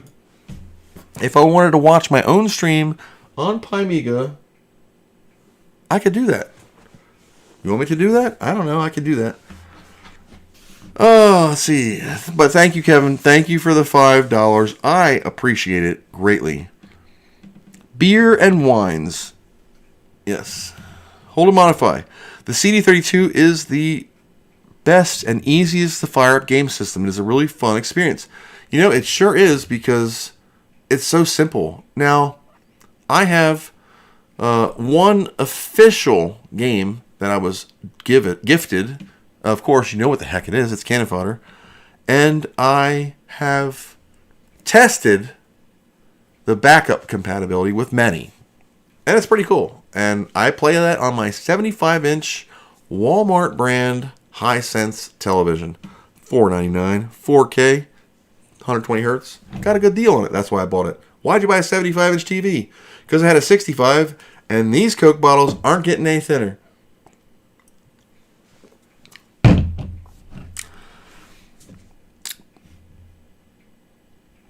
Or beer and other drinks. Does the local chicken shack deliver? No. But the local chicken shack is named Royal Farms. RoyalFarms.com in the old interwebs. And yeah, that's how I acquire this wonderful figure.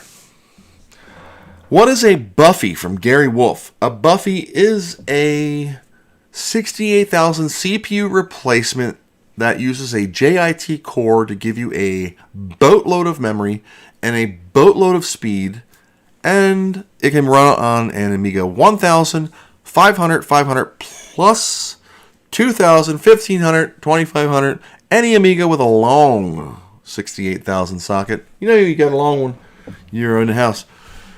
So yeah, and maybe the 32-bit will come out one day, but it's been in development for several years now.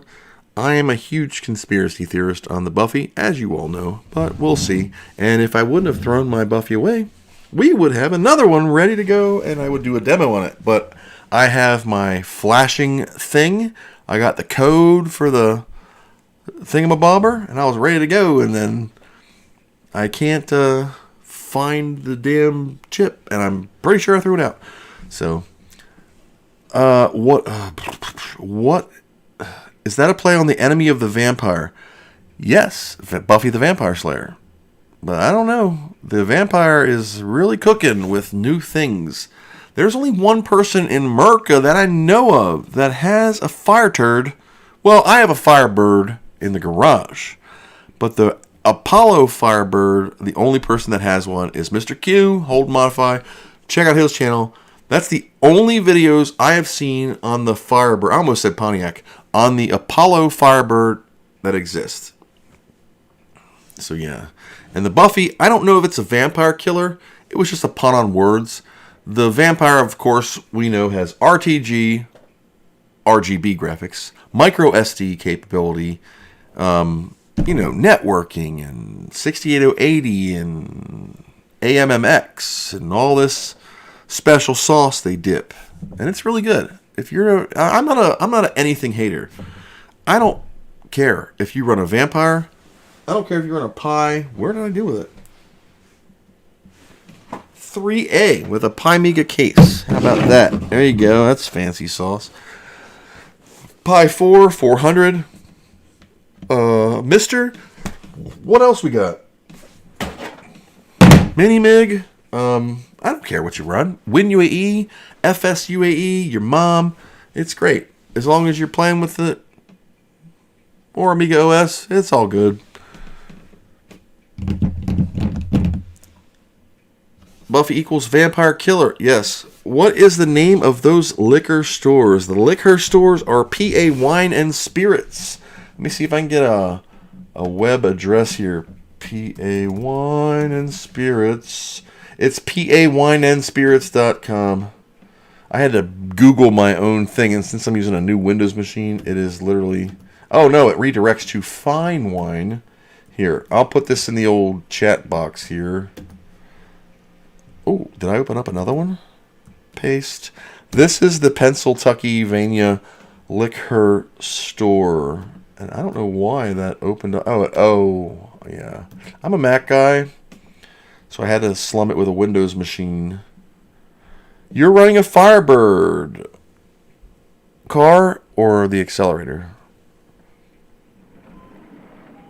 The binging and dinging you're hearing upstairs is B-Dog and Mona. I have the standalone Vampire. Yeah, I have a V1200, which I don't think I have ever taken out of the box. And I have the 500 V2 that is currently in my Amiga 2000, which I don't even know if you can see on the screen anymore. I keep pointing over there. I think the 4000 is the last because I flipped the camera around to show the 3D printer stuff. So, yeah, it's pretty cool. But, yeah, I only have one... No. Of my current running Amigas, I do not have any that are stuck. I do have machines that I have not touched.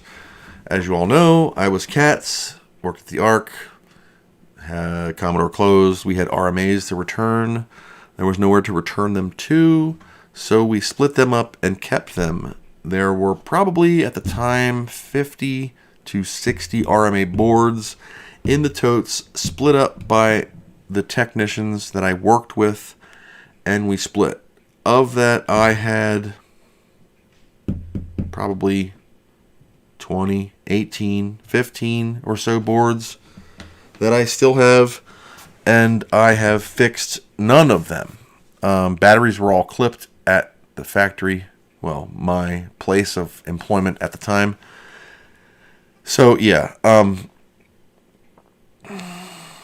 what?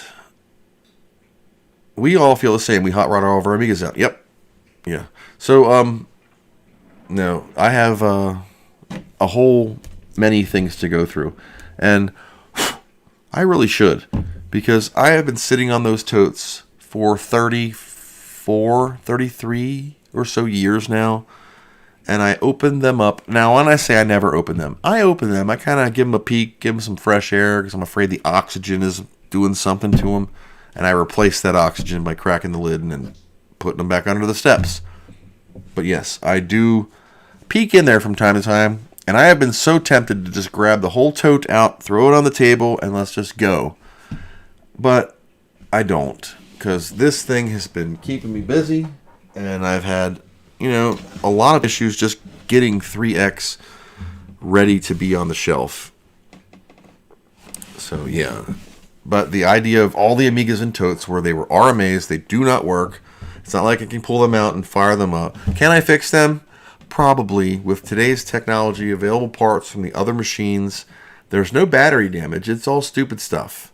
RMAs will return material authorization, which means somebody came in and said, I bought this Amiga 500 and it only has 512K chip RAM and I paid for a meg. Here's a 1 meg Amiga 500. Piss off.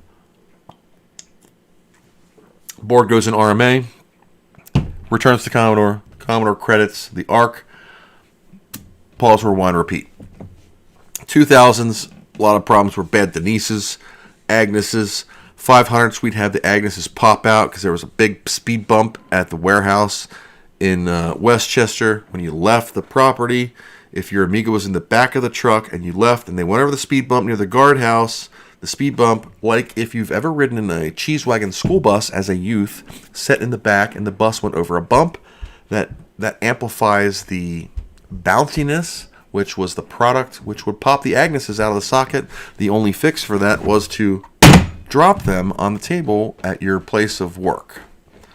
So, let's 1 second.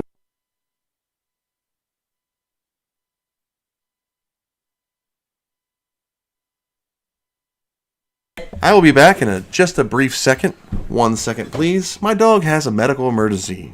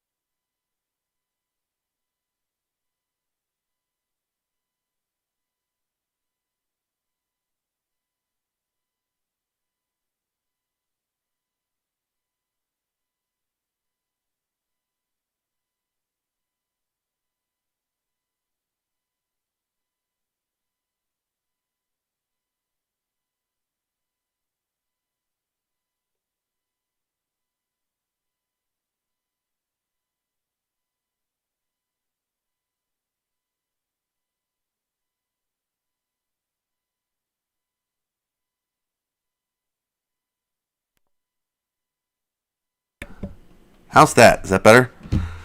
Okay. All right. I moved, so I'm out of breath. My apologies. Checking the mic now. Okay, I have green. Sorry about that. My dog ate a nail. Well, my Mona let him out on the deck, and he ate the furniture, and he is it still?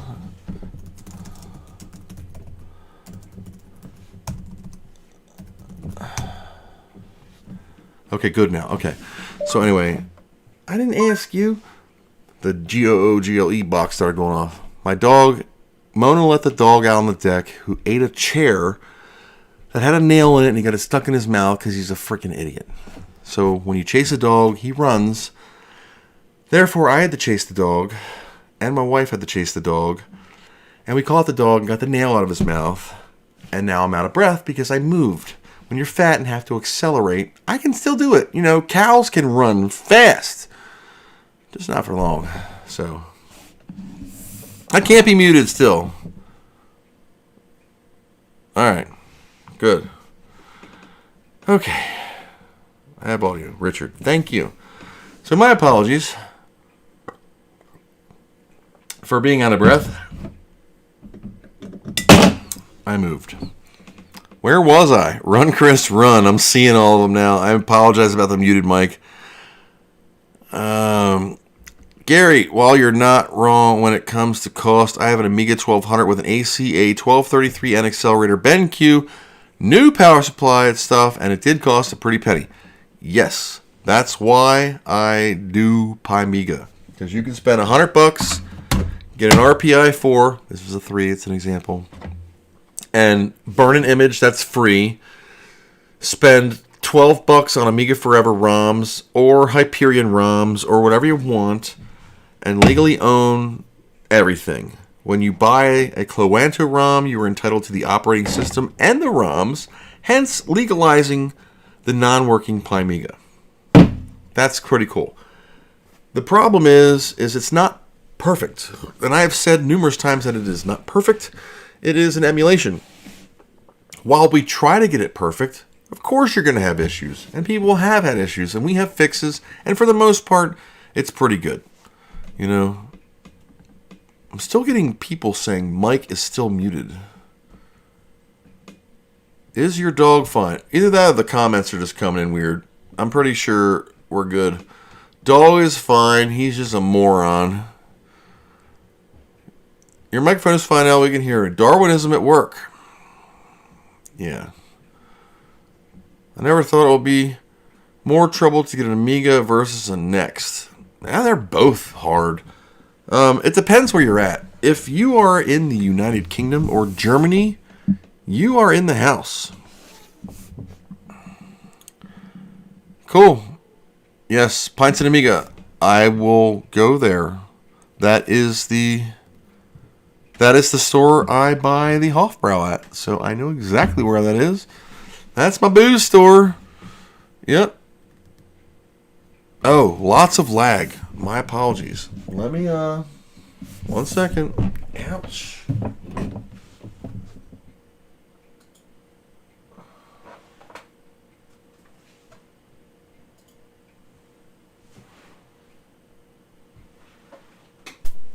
Alright, how's that? Turning off things that I think are part of the problem. Okay. I'm sorry if I'm getting lag. I'm trying to do this in 1080p, and I have a kid upstairs that sucks bandwidth up faster than a fat girl with a free bag of cheese puffs. I will try to stay as still as possible. I can hear you in England. Wonderful. I also have Pymiga. The real-time clock battery on the ACA has gone flat, and I'm hyperventilating at the thought of having to take the Amiga apart to get it. It's okay. Take it apart. Not only was the cube more readily available, I found a cube with the Unicorn ND board. You know what's a rare thing is the G4 Cube, the Apple G4 Cube. You know what that makes a great machine of MorphOS? It does. Lag, no lag here. So I have a lag and no lag here. Wait, what? Spot on here, Pints and Amiga. May I ask if that beer is good? I checked and they actually sell it here in Sweden as an import. You seem to drink that pretty often as I've seen your streams. This is Hofbrau Original.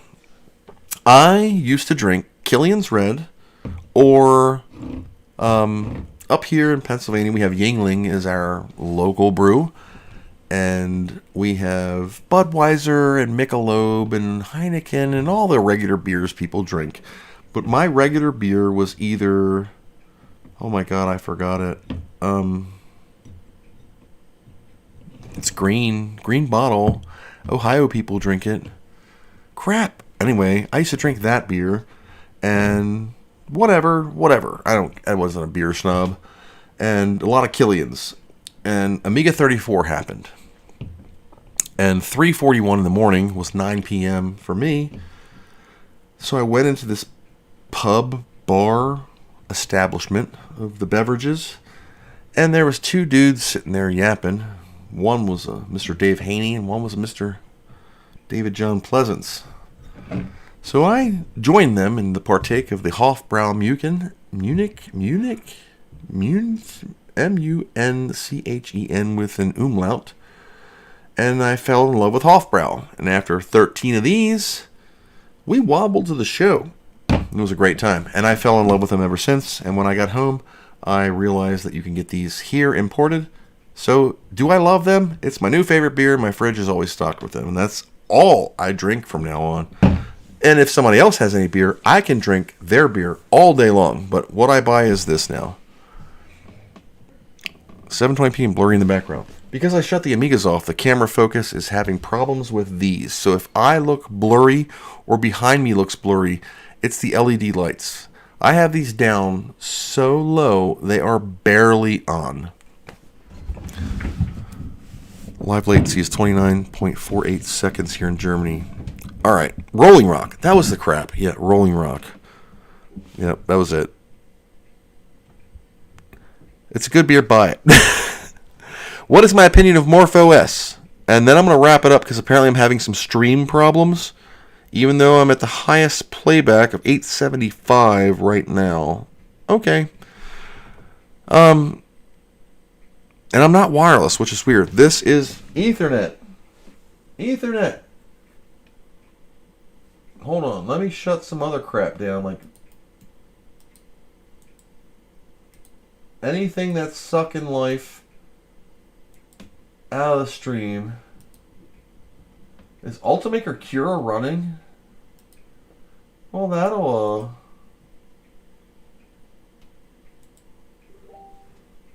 that'll suck life up. How's that? Let's close some crap down. Alright, that's everything I can close closed. There are no stream problems. Okay. Oh, sorry, thank you for telling me the story. My Firefox is lagging. It always happens with the chat. F. Prowl. That's funny. It is pronounced Hofbräu. I thought the A umlaut made it a Y. Is that right? Okay. I know German lightly. I can get around. I can order things. I can eat. And I can drink booze. Natively. But after several of these things, you know, your vision gets a little bit off. You look fine to me. Okay, good. There is also a low latency available on YouTube, but you might have to configure that. Okay, Tech 999. It is perfectly fine, or 1080, and it is perfectly fine. And Peter says, greetings. Greetings, Peter. There are no stream problems. Says Court Brew. Bavarians, I know. It's good. Look, if this is your Budweiser of Germany, it's pretty damn good. And I like it. And I polish off probably 40 of these every couple of weeks.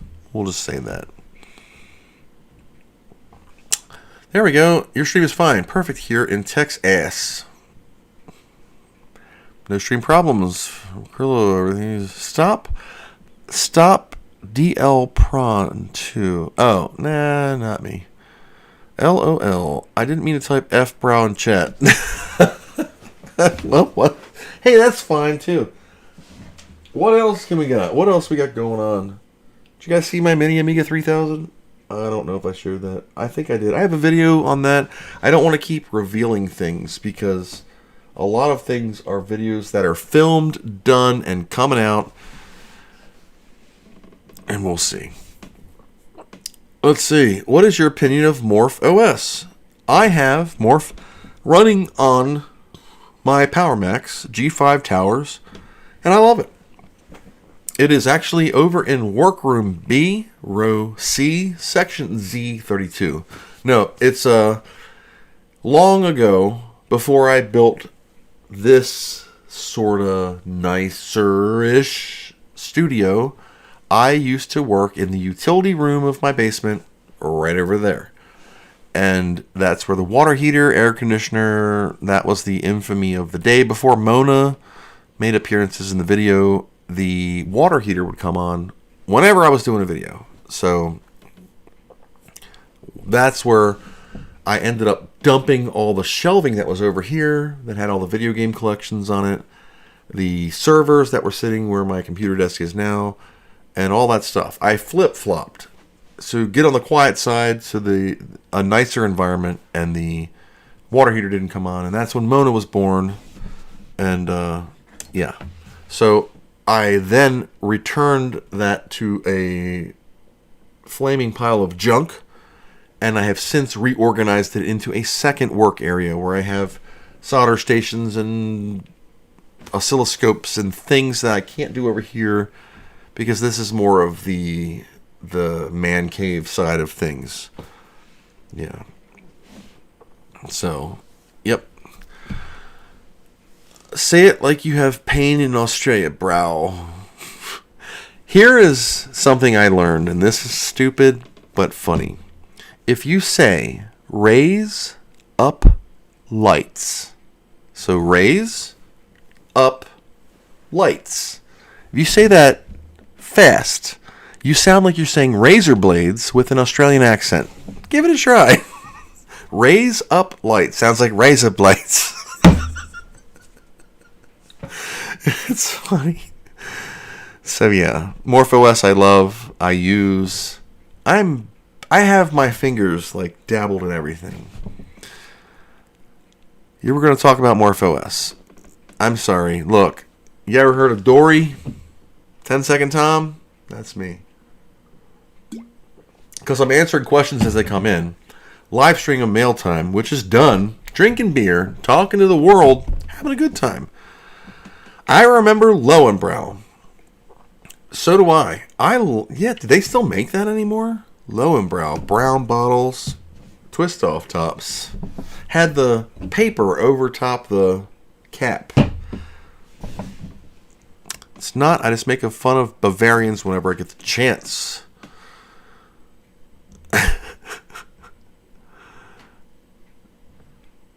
I love your Make Amiga Great Again hat. Although I absolutely understand the potential dangers associated with wearing one going outside. You know, I could wear one of these all day long. It's dusty. But there we go. People freak out at me on this because they're retards or whatever, libtards. Make Amiga Great Again. That's my hat. That's my motto. It's a play on the Trump Make America Great Again. I get so many comments that are filtered out on YouTube each month of people like smashing me. How dare you have a Make Amiga or Make America Great Again hat? You Trump loving SOB, whatever. You know what? I said, can you read, you freaking idiot? And I hear nothing. So most people bash me on this hat. And it does say, Make Amiga Great Again. It even has the red triangle for the eye. I thought they did a great job. These were made for me from someone on eBooger from the Classics Corporation. The Classics. 100% cotton. So that would shrink. So Omnibot is bald like me, so he wears one too. This is my work hat from the Ark. Hi, I remember those old videos in the washing machine repair days. Washing machine was my first video. I filmed it on a Android phone. Hi, Chris. What you think about the Amiga TOSEC files? What do you mean? What do I think about them? They are included on the Pymiga 1.5 Mother Fracker edition. So yeah, I did have these made. Thank you for the reference. I did have those hats made on eBay. I just did a search for make whatever great again. I think I did a search on MAGA hat, and I found them in blue, and then I sent an email to a company that had a listing. I said, can you make this? And this was in 2000 and I don't know. So when former President Trump's campaign was running, when he had those hats out, that's when I did it. So whenever the hell that was, 4 years ago, 5 years ago, yeah, yep. So it was just a neat wordplay, and I still love it, and it's cool. To hell with them. You know what? They can come see Tanya. There's this thing in America called the Second Amendment. And I'm in Pennsylvania, which is more liberal than anything, but we rock that shit. Make Amiga great again forever. Oh yeah, you did. Most people don't know what an Amiga is these days. Yeah, you're right, they don't. I'm out of stuff, guys. I have a whole fridge full of beer, and I can sit here all daggone day. But I gotta go to the bathroom, and I don't know what else to talk about. Because I think I talked about everything else. And I don't know what I got on. I was shutting stuff off to kind of get the stream minimized. Oh, here's a neat thing. Pymiga 3.0X has the ability to use USB DAC. What is USB DAC? It is a digital audio converter that is USB and plugs into 3.5 millimeter audio, like this Devoom Pixel Art speaker. I can plug into it and shoot this via USB on the fly to Pymiga 3.0.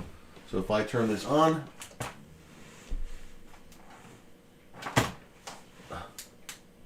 there we go. It will, and I plug this in, I can on the fly switch audio sources just by pressing F12. USB is now hot swappable. Unfortunately, I have not figured out a way to get the drive mounted on the Scalos side live. So, you know, it's cool. Second Amendment is the right to bear arms, but they're hard to find. No, they're not. What do you mean they're hard? What's hard to find? Guns? You can just go to the gun store and wait 7 days, do your background check. There you go. Or you can run into Walmart right now and buy a rifle. No background check. Isn't that weird? Or do they do that now? I haven't bought a gun in like years. Playing the Vexter on my 2000 at the moment. Badass. You know what I like? I like Dread. I have been trying to figure out all the secret spots in Dread. If you guys have not played Dread yet, worth checking out. It is a perfectly Doom capable thing. If you're hearing an earthquake upstairs, that's B-Dog and Mona playing like fetch and him elephant assing over top of me. Yes, Pymiga 3X is what I'm currently working on. Deco, this is like every year Pymiga comes out since 1.2p Lockdown Edition. When I took it over, every year we have done a new Pymiga. We is me and Staney and a couple of other trusted beta testers. I have a lot of beta testers. But you guys, look, I love you. But there's only like 5 of you. And you know who you are between Darren and Jonathan and Fulgore and a couple others that actually do help. Everybody else is, hey, can I be a beta tester? Hey, thanks. See you later. It's kind of like those free samples at Sam's Club or Costco.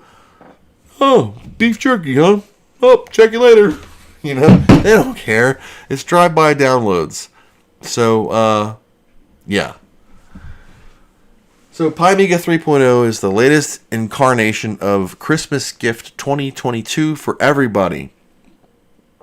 And, oh man, now I'm getting smashed. Online strips without clothing, Loveface XYZ. Well, thanks for the live stream interruption, Loveface XYZ. You're an asshole. Let me ban your chat. There you go. Butthole. God. Now I gotta do maintenance. There we go. Kicked him out. Alright.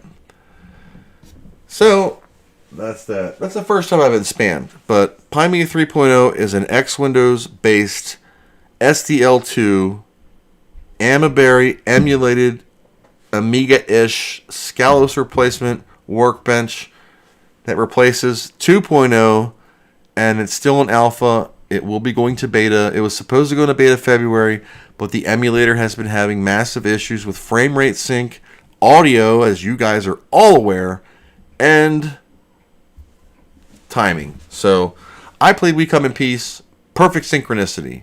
I played We Come in Peace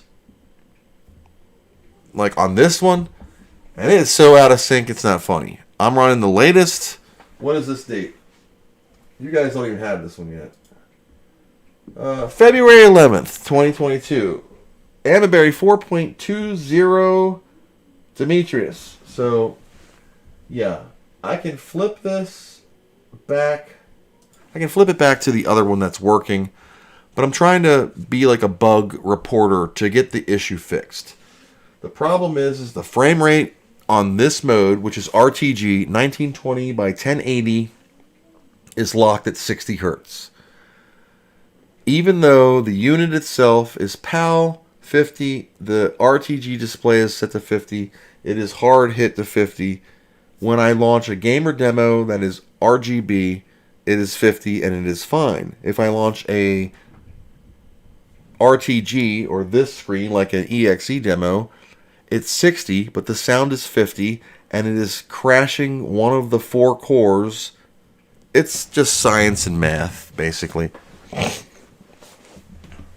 Jeebus Fawcett. Wait, I was writing that down. Oh, the Loveface XYZ online strips without clothing. It's funny.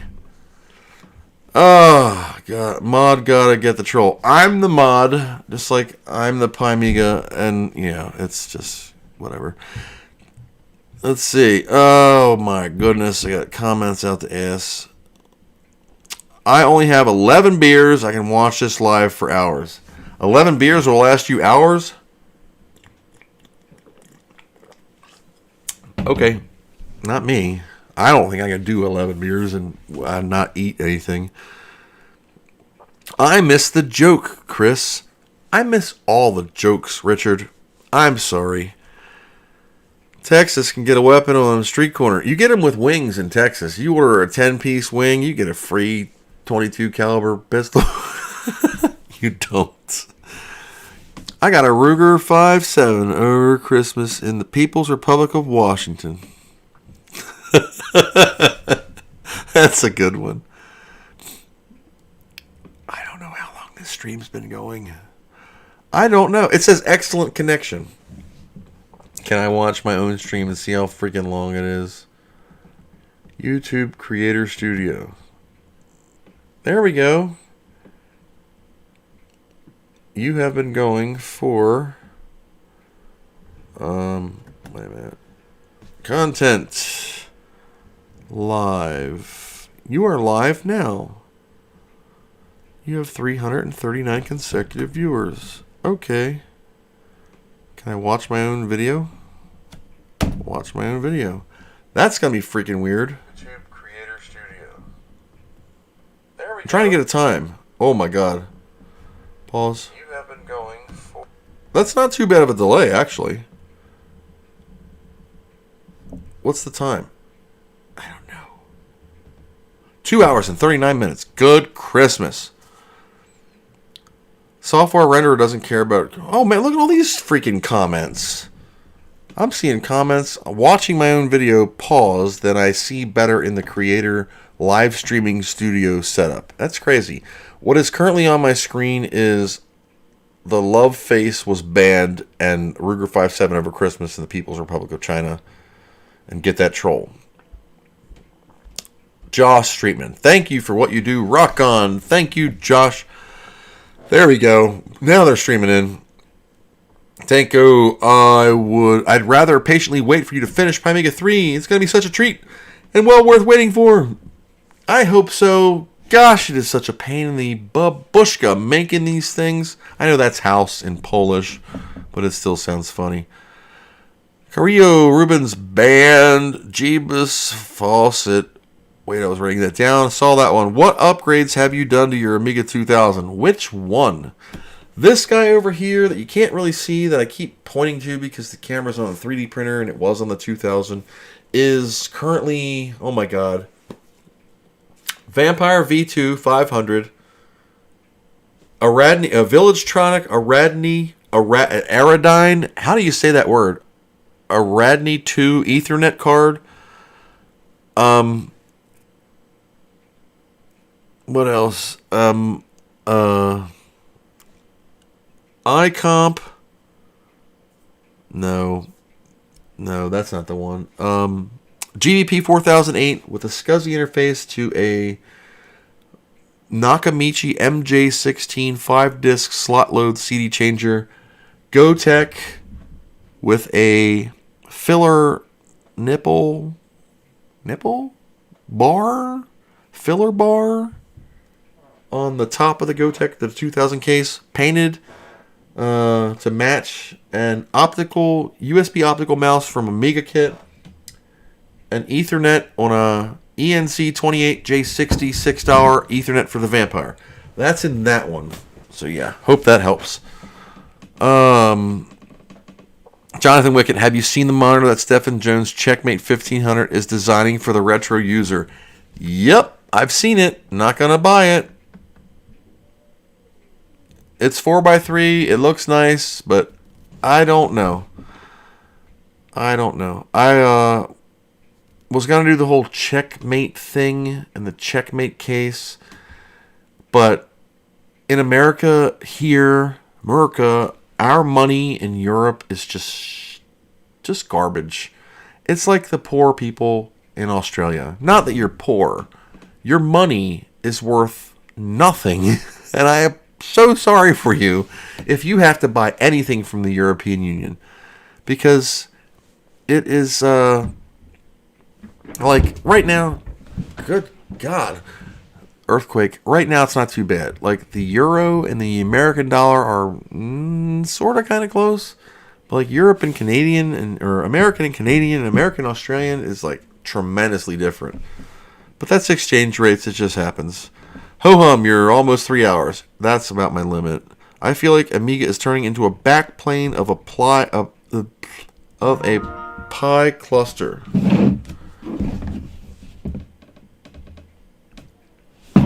There's a PlayStation game I have to get involved in. Great channel for us old Amiga fanboys from the 80s. Thanks a lot from Denmark.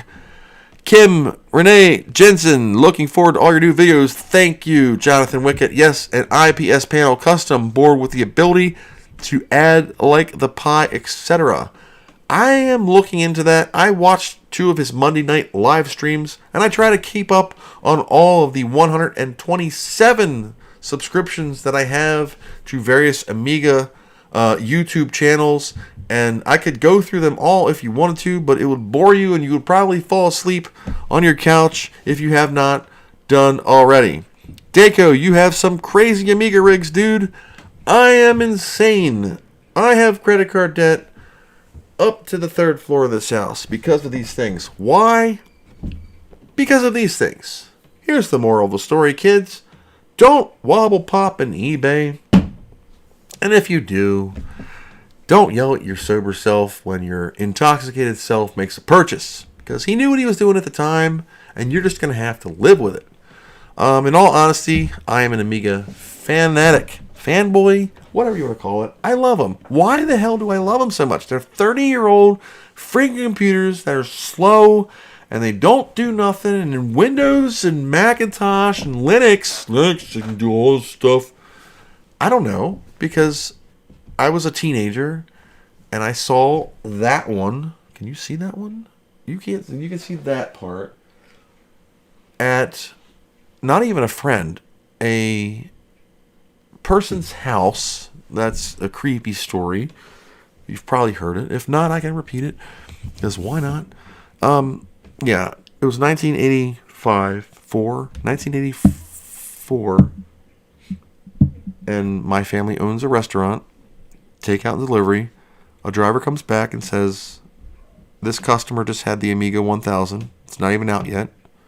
Apparently this guy was some developer, dev kit, sales guy, something. I call, long story short, teenager me calls this customer of my sister's business back. Just some guy. I was playing Super Mario Brothers or something. I don't remember. On an arcade machine. That's how old it was. Calls a customer back and asks if I can go to this stranger's house to check out his Amiga that's not even out yet. And the dude says yes. Is that creepy or what? No sound. Turn the mic up. What are you talking about? Ah, piss. Did I lose the mic? No, we're still on the green. Am I whispering too softly for you? Mic is on, Brian. We have sound?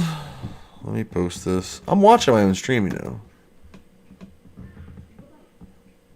Play. Or I take out delivery. Yeah, I'm watching my own stream. It's got sound, brother. Sound be working. Alright. So, yeah. That's part of my Amiga story, and that's why I do what I do. Okay. Retro Passion UK. Yes, if you guys are looking for recaps in the United Kingdom, Retro Passion UK. Awesome. You guys are still awake over there? Isn't it like 10 p.m.? ASMR. Sorry. Get a little bit excited when I talk Amiga stuff. I was just answering a question of why I like the Amiga so much. Why do I have all this crap? Why do I do what I do? You guys think I make Amiga videos on YouTube for you? You're wrong.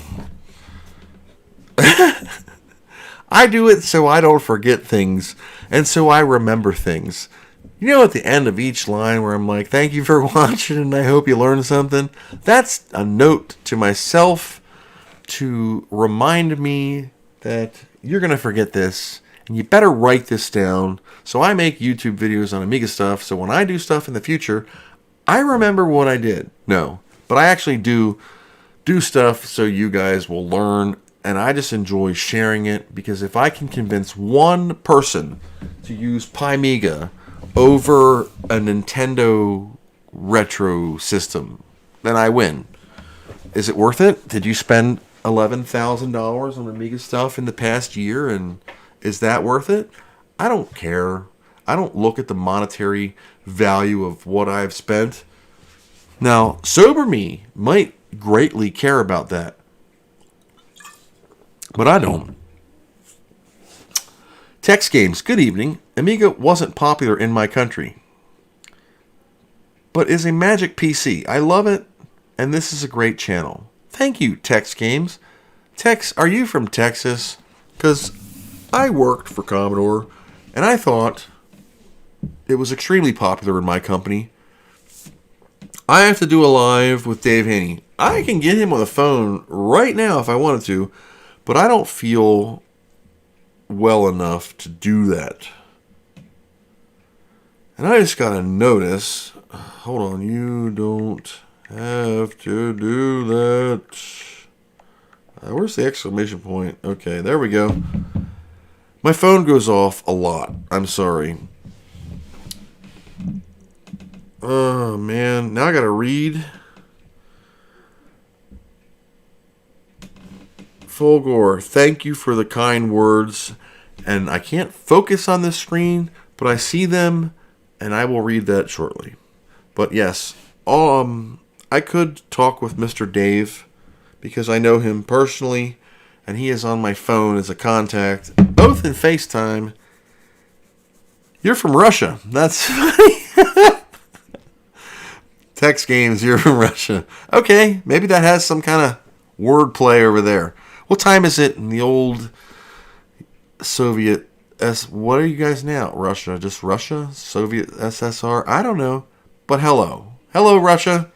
Love you guys too. Minus the dude that sells my crap on eBay. What is my favorite Amiga model from George Albright? My favorite Amiga model is the Amiga 3000. Why? Because I believe it is the truly best engineered Amiga there was. Now, people can rant and rave about the Amiga 1200 and the Amiga 4000 for AGA. Yes, I understand that, and I understand the progression in how it was released to the public. But I was there, and I know about what was supposed to happen before the 12 and the 4, minus R&D budgets getting cut, and,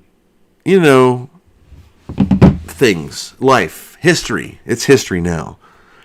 2200, 3400 were supposed to be the next Amiga models. The 1200 and the 4000 were not supposed to exist. The 4000 would have existed as a AAA, Ombre, whatever you want to call it, model later in life. Probably 94, 95. You hear Mona upstairs yelling, I apologize. So yeah. Creo Rubens, schedule a live with him. I can do that. I'll set something up with Dave. Dave's done so many interviews. It's just, I don't like to bother him about that. He has his life now. Remember, it's been 30-something years since we did this for a living. I do this for a hobby. Do I do it for a living? No, I don't have enough subscribers or likes. I'm in a very limited market for stuff. I'm going to branch out into some more video game stuff and retro stuff because this, while a blast, doesn't pay for these. And it's just a lot of work. And I love the Amiga, and I'm always going to do Amiga stuff. But I'm going to flicker out to other things. So, yeah, scheduling a live with Dave Haney. I don't like to bother Dave too much on a personal level because he has his life. I have mine. I mean, I have potential interviews with several of the former staff. One of them, which is going to be kick butt, and it's scheduled, but we'll see. Camilla, I develop Amiga OS for my own fun, but naturally also to give back to the community. You are awesome right there. Anything anybody does that gives back to the community. Now, there's a lot of vultures out there. Maybe the Vampire team should have named theirs the Vulture Edition because everybody's going to suck the life right out of it. The Amiga 3000 is the best. I have one. I love the 3000 too. It's just a great machine, and it's truly a 32-bit engineered machine. It was thought out. If you compare the 12 and the 4 to the 3 from an engineering perspective, the 12 and the 4 are just turd boxes. They're cut down, cost cut, reduced capability machines that the 3000 was going to have. Hesse redeveloped the 3300 or the 3000 plus or the AA 3000 plus prototype board that was to be the next release. Sorry if I'm banging on the table and causing stuff. So yes. I know. The 3000 had the best flicker fixer, and I believe the design was also the best. It's a personal preference. Stephen Jones made his Amiga checkmate case out of the design of the 3000. It's burned in our brains for some reason. And it's the most pain in the rear end to work on. But I love it. It's like that, your child that just keeps screwing you over and you still love them. I know. It all comes down to the beer from Deco. Yeah. Jeebus Fawcett. I worked with Dale Luck at a previous job. Really? Awesome. Hi, sorry if I missed. There's a date for new upcoming Amiga. Christmas time every year. So when I say Amiga 3, that means your Christmas gift 2022. It takes a year or about 1,000 hours to polish a turd, hit her with a Tanya, and get it situated so it's stable enough and usable enough that I don't get flamed all over YouTube or wherever, and, you know, kind of get something that's usable to you guys. Amiga 3 looks like Amiga 1.5 or my Amiga 2, except it's actually missing 2 whole volumes. I have consolidated so far. Now, this is all alpha stuff. Like I said, I'm trying to get it worthy enough to be a beta. I am tangled up in the USB cord again.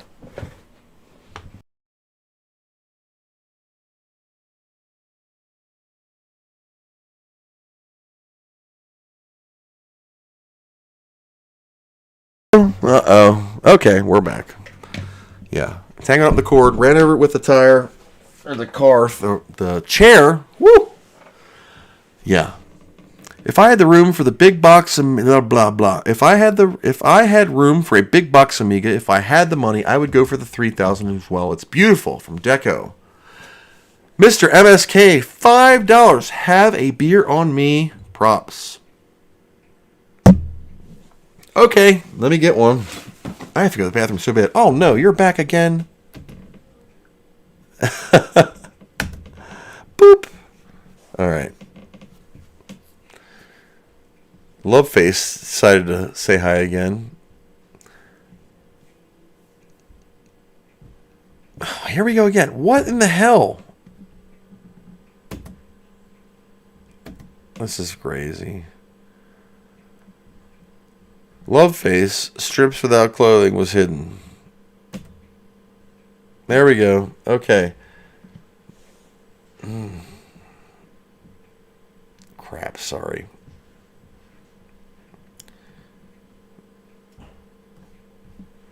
Yeah.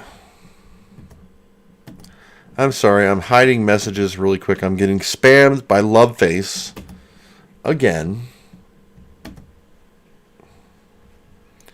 And I have to mute my laptop audio, which I'm running Windows 11, which sucks the eggs. I mean, it's okay. But I am trying to kill off the spammer. There we go. Yeah, Dale's a great guy, and my stream is stuck. There we go. Okay, good. Online strips. Personally, I prefer the KFC chicken strips. I prefer the Royal Farms chicken strips. That's my go-to. If you are in the southeasternish, maybe, United States, royalfarms.com. That's about 3 miles from my house. 2, maybe. I eat there probably 3 or 4 times a week, judging on the size of my gut. So, yeah. So I've maybe call me sophisticated, but I don't do the chicken with the bones in it anymore. I just don't like them getting in the way. That's funny. So yeah, but yep, back to Amiga 3.0. I'm trying to get it at least stable enough. It's just the dang emulator. OS is fine. It's just I can't. I even thought about reaching out and seeing if I could do emu68 on it, but it's a bare metal hardware emulator. It needs the physical chips. It needs the Amiga itself to be what it is. So yes, while it runs on a Raspberry Pi, the core that Michael Schultz has made is bare metal, and I was schooled on that. So I'm like, bare metal, it needs a Linux operating system to do its thing, and it has to boot. And then I was schooled, and I was educated on how emu68 works in conjunction with Musashi. Oh, I'm sorry, Mr. Nother, that you're feeling bad. I hope you feel better. I'm going to type that. You feel better. There we go. So I'm sorry I cannot address every single person in Messenger, text, Discord, Facebook, Instacracker, Twitter, and that's about all I got. It takes me 2 hours every day to get through social media, and I always answer every single comment that I catch on every video that I've done and have done. Answer every message on Messenger, Discord, Facebooker, text, whatever. I will always get back to you. Online ribs. Chicken is lean meat. All good. I ain't that lean. Personally, I prefer the KFC chicken strips. Okay. Online ribs from Christoph. You know what? I haven't had some good ribs in a while. I'm a beef guy. Now, the Pints and Amiga crew from Texas can contest to this. There's only one type of barbecue, and it ain't Kansas City. Beef brisket, beef ribs. I like a good pulled pork too, but I'm a beef dude myself. KFC is harmful stuff, but it's delicious. They have KFC in Russia. I guess international. Everything's international now. Yeah, I guess that's okay. Kentucky Fried Chicken is about as non-American chicken as you can get. There's so much better stuff. Harmful, but it's delicious. Yes. Ben Nice. A while ago, you were trying to convert a double-sided, double-density Chinon drive to an HD drive. Did you ever get that to work? Yep, I sure did. I have to finish that video. You just reminded me of that. Thank you. Yes, I got it to work. Your voice sounds so good. Is that a Yeti? Yeti Blue. Yes, it is. Camilla, Emu68 is really great feat of coding. It sure is. An incredible feat of coding. I talked with Michael directly for a long time when I was getting prepared for talking about it. I tried to compare Amiga to an Apollo Vampire and its ultra superior in speed and performance and speed and resources. Yeah, I don't know about that. I don't know. No hammer to Devoom or Pi housing. There's Tanya. There's the Devoom. But the Devoom was expensive, so I can leave Tanya sit there. I'll get my phone out of the way, because I've cracked a screen or two. Okay, when we meet, I'll take you to a Brazilian steakhouse. I have been to a Brazilian steakhouse. We have one in the state below me, in the state of Maryland, and Fogo de Chao, it was called. Wonderful. And I'm a big fan of Peruvian chicken. There is a Pocoteca in Baltimore also. Holy crap. I have had some chicken in my day. As you can tell by my wonderful six-pack figure. And yeah, it's crazy. Bears don't walk the streets here. In Russia, we have all of these. McDonald's, Kentucky Fried Chicken, Subway, and so on. And bears don't walk the streets here. I know that Russia is just as modernized as everywhere else. I know that there's a person that I watch on YouTube. His name is Dan. And I started watching him because he was just doing basic videos about life in Russia versus life in wherever. Like, this is my life in Russia. This is what I pay for rent. This is what I pay for power. This is this. This is that. And I started just watching his channel and fell in love with it. And his wife and him had a baby. And this is about their life in Russia. They live in a city and they tell about how people buy, like, not the latest iPhone, but they'll buy, like, a couple models different because the price is so high. They don't make that much money. There's a big social, cultural difference between the different classes of people in Russia. I find it fascinating. I find all international cultures fascinating. I've been to numerous countries in my life, and it's cool. Sweet. We'll set the alarm. Okay, Deco, Monday 2030. What is Monday 2030? Wait a minute. Let me scroll back. I missed something. Retro Passion. Monday 2030. If you have any idea, I have 3 external drives. DF3 is a Gotek. Works well with 2 external drives, but with 3, I get errors trying to copy between them. Voltage? Are you daisy chaining them? Yes, Fogo the Chow. Yep. Sweet will set the alarm, Jonathan. What did I miss? It could be the board. 1D4, I think. Other than that, everything works great. Thanks, Chris. I just ordered my Amiga sign and Back to the Future sign. He was out of the Commodore sign. However, I did order a Commodore desk lamp. Wait. What? Where did you find a Commodore desk lamp? Kudos to the Russian colors. No joke.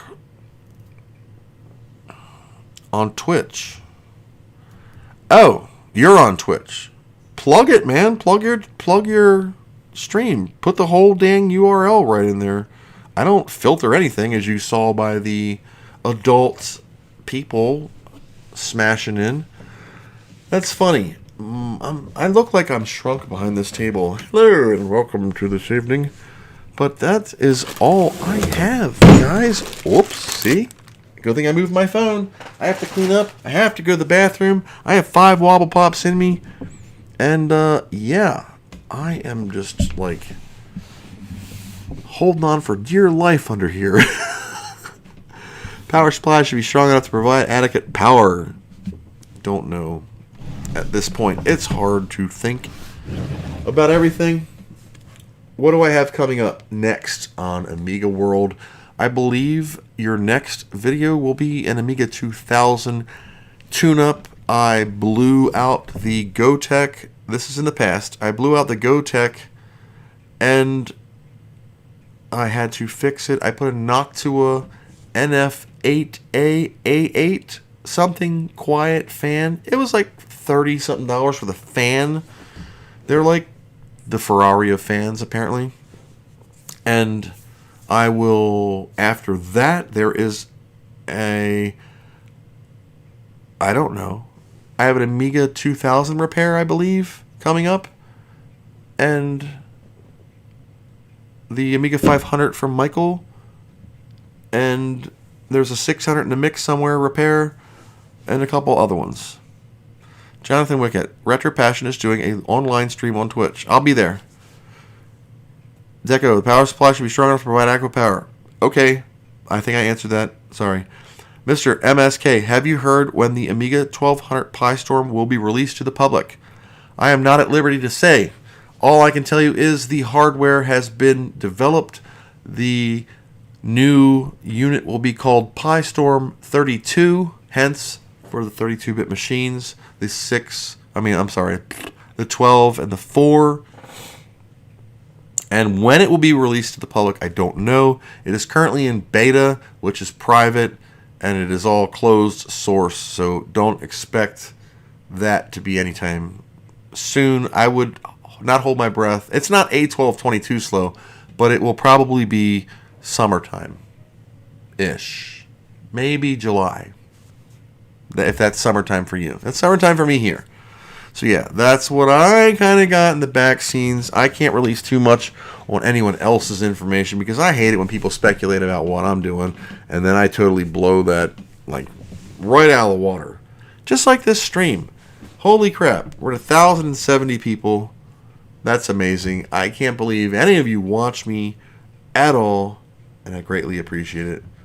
So I am going to wrap this up because I don't really have anything else that I can offer you at this moment because my bladder is putting pressure on my brain and causing thought processes not to work properly. So that is all I have. If you have any final questions or would like to chat about anything else in the next few minutes, please spit out your comments now or hold them until the next mail time, which will be probably in about a month. I'll probably try to do one a month based on what I get in. There are other piles of things that I have, but depending on when they come in is depending on if they're going to be on mail time or not. The packages that I have currently received are the ones that I included on this mail time. I thank each and every one of you for contributing to this channel to further the Amiga knowledge, enjoyment, and pleasure to others. I don't consider myself an insane person or a nut job for having all of these. I consider myself a custodian of history. Long after I'm gone, hopefully my child will not eBay these for pennies on the dollar, and if so, I hope you get a great deal. But also, these will be probably willed to some kind of museum or something. I don't know. I'm sure the kid's just going to rip through here and just eBay them as a lot. So stay tuned for that if you hear of my death. I'm sure hands are going to be out. Daddy, please, can I have an Amiga?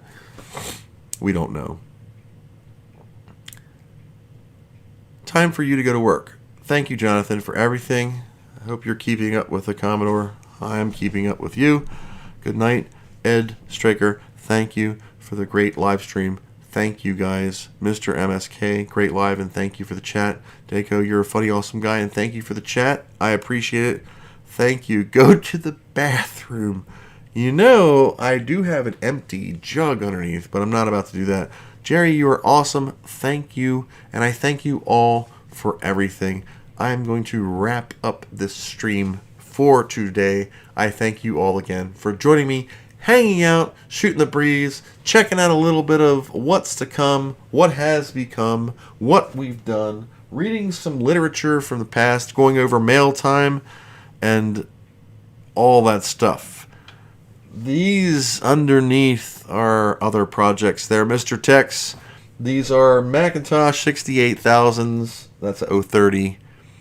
This is a brand new 1084S that I have to do the crazy glue baking soda trick to make a peg because my peg broke. Not the clippy kind, the other kind. I need a peg. But otherwise, she's as white as the day she was born, and yes. So thank you all for everything. Thank you for hanging out, being a subscriber of my Patreon, my YouTube, just even clicking the bell and enjoying what I tend to share in my own goofy, weird way. My sense of humor is unique. I reject your reality and I substitute my own. So I will see you all on the net and throughout the world. Until the next time, guys, thank you for hanging out with me. Thank you for watching. And as always, I hope you learned something. And I'm going to go to the bathroom now. Peace.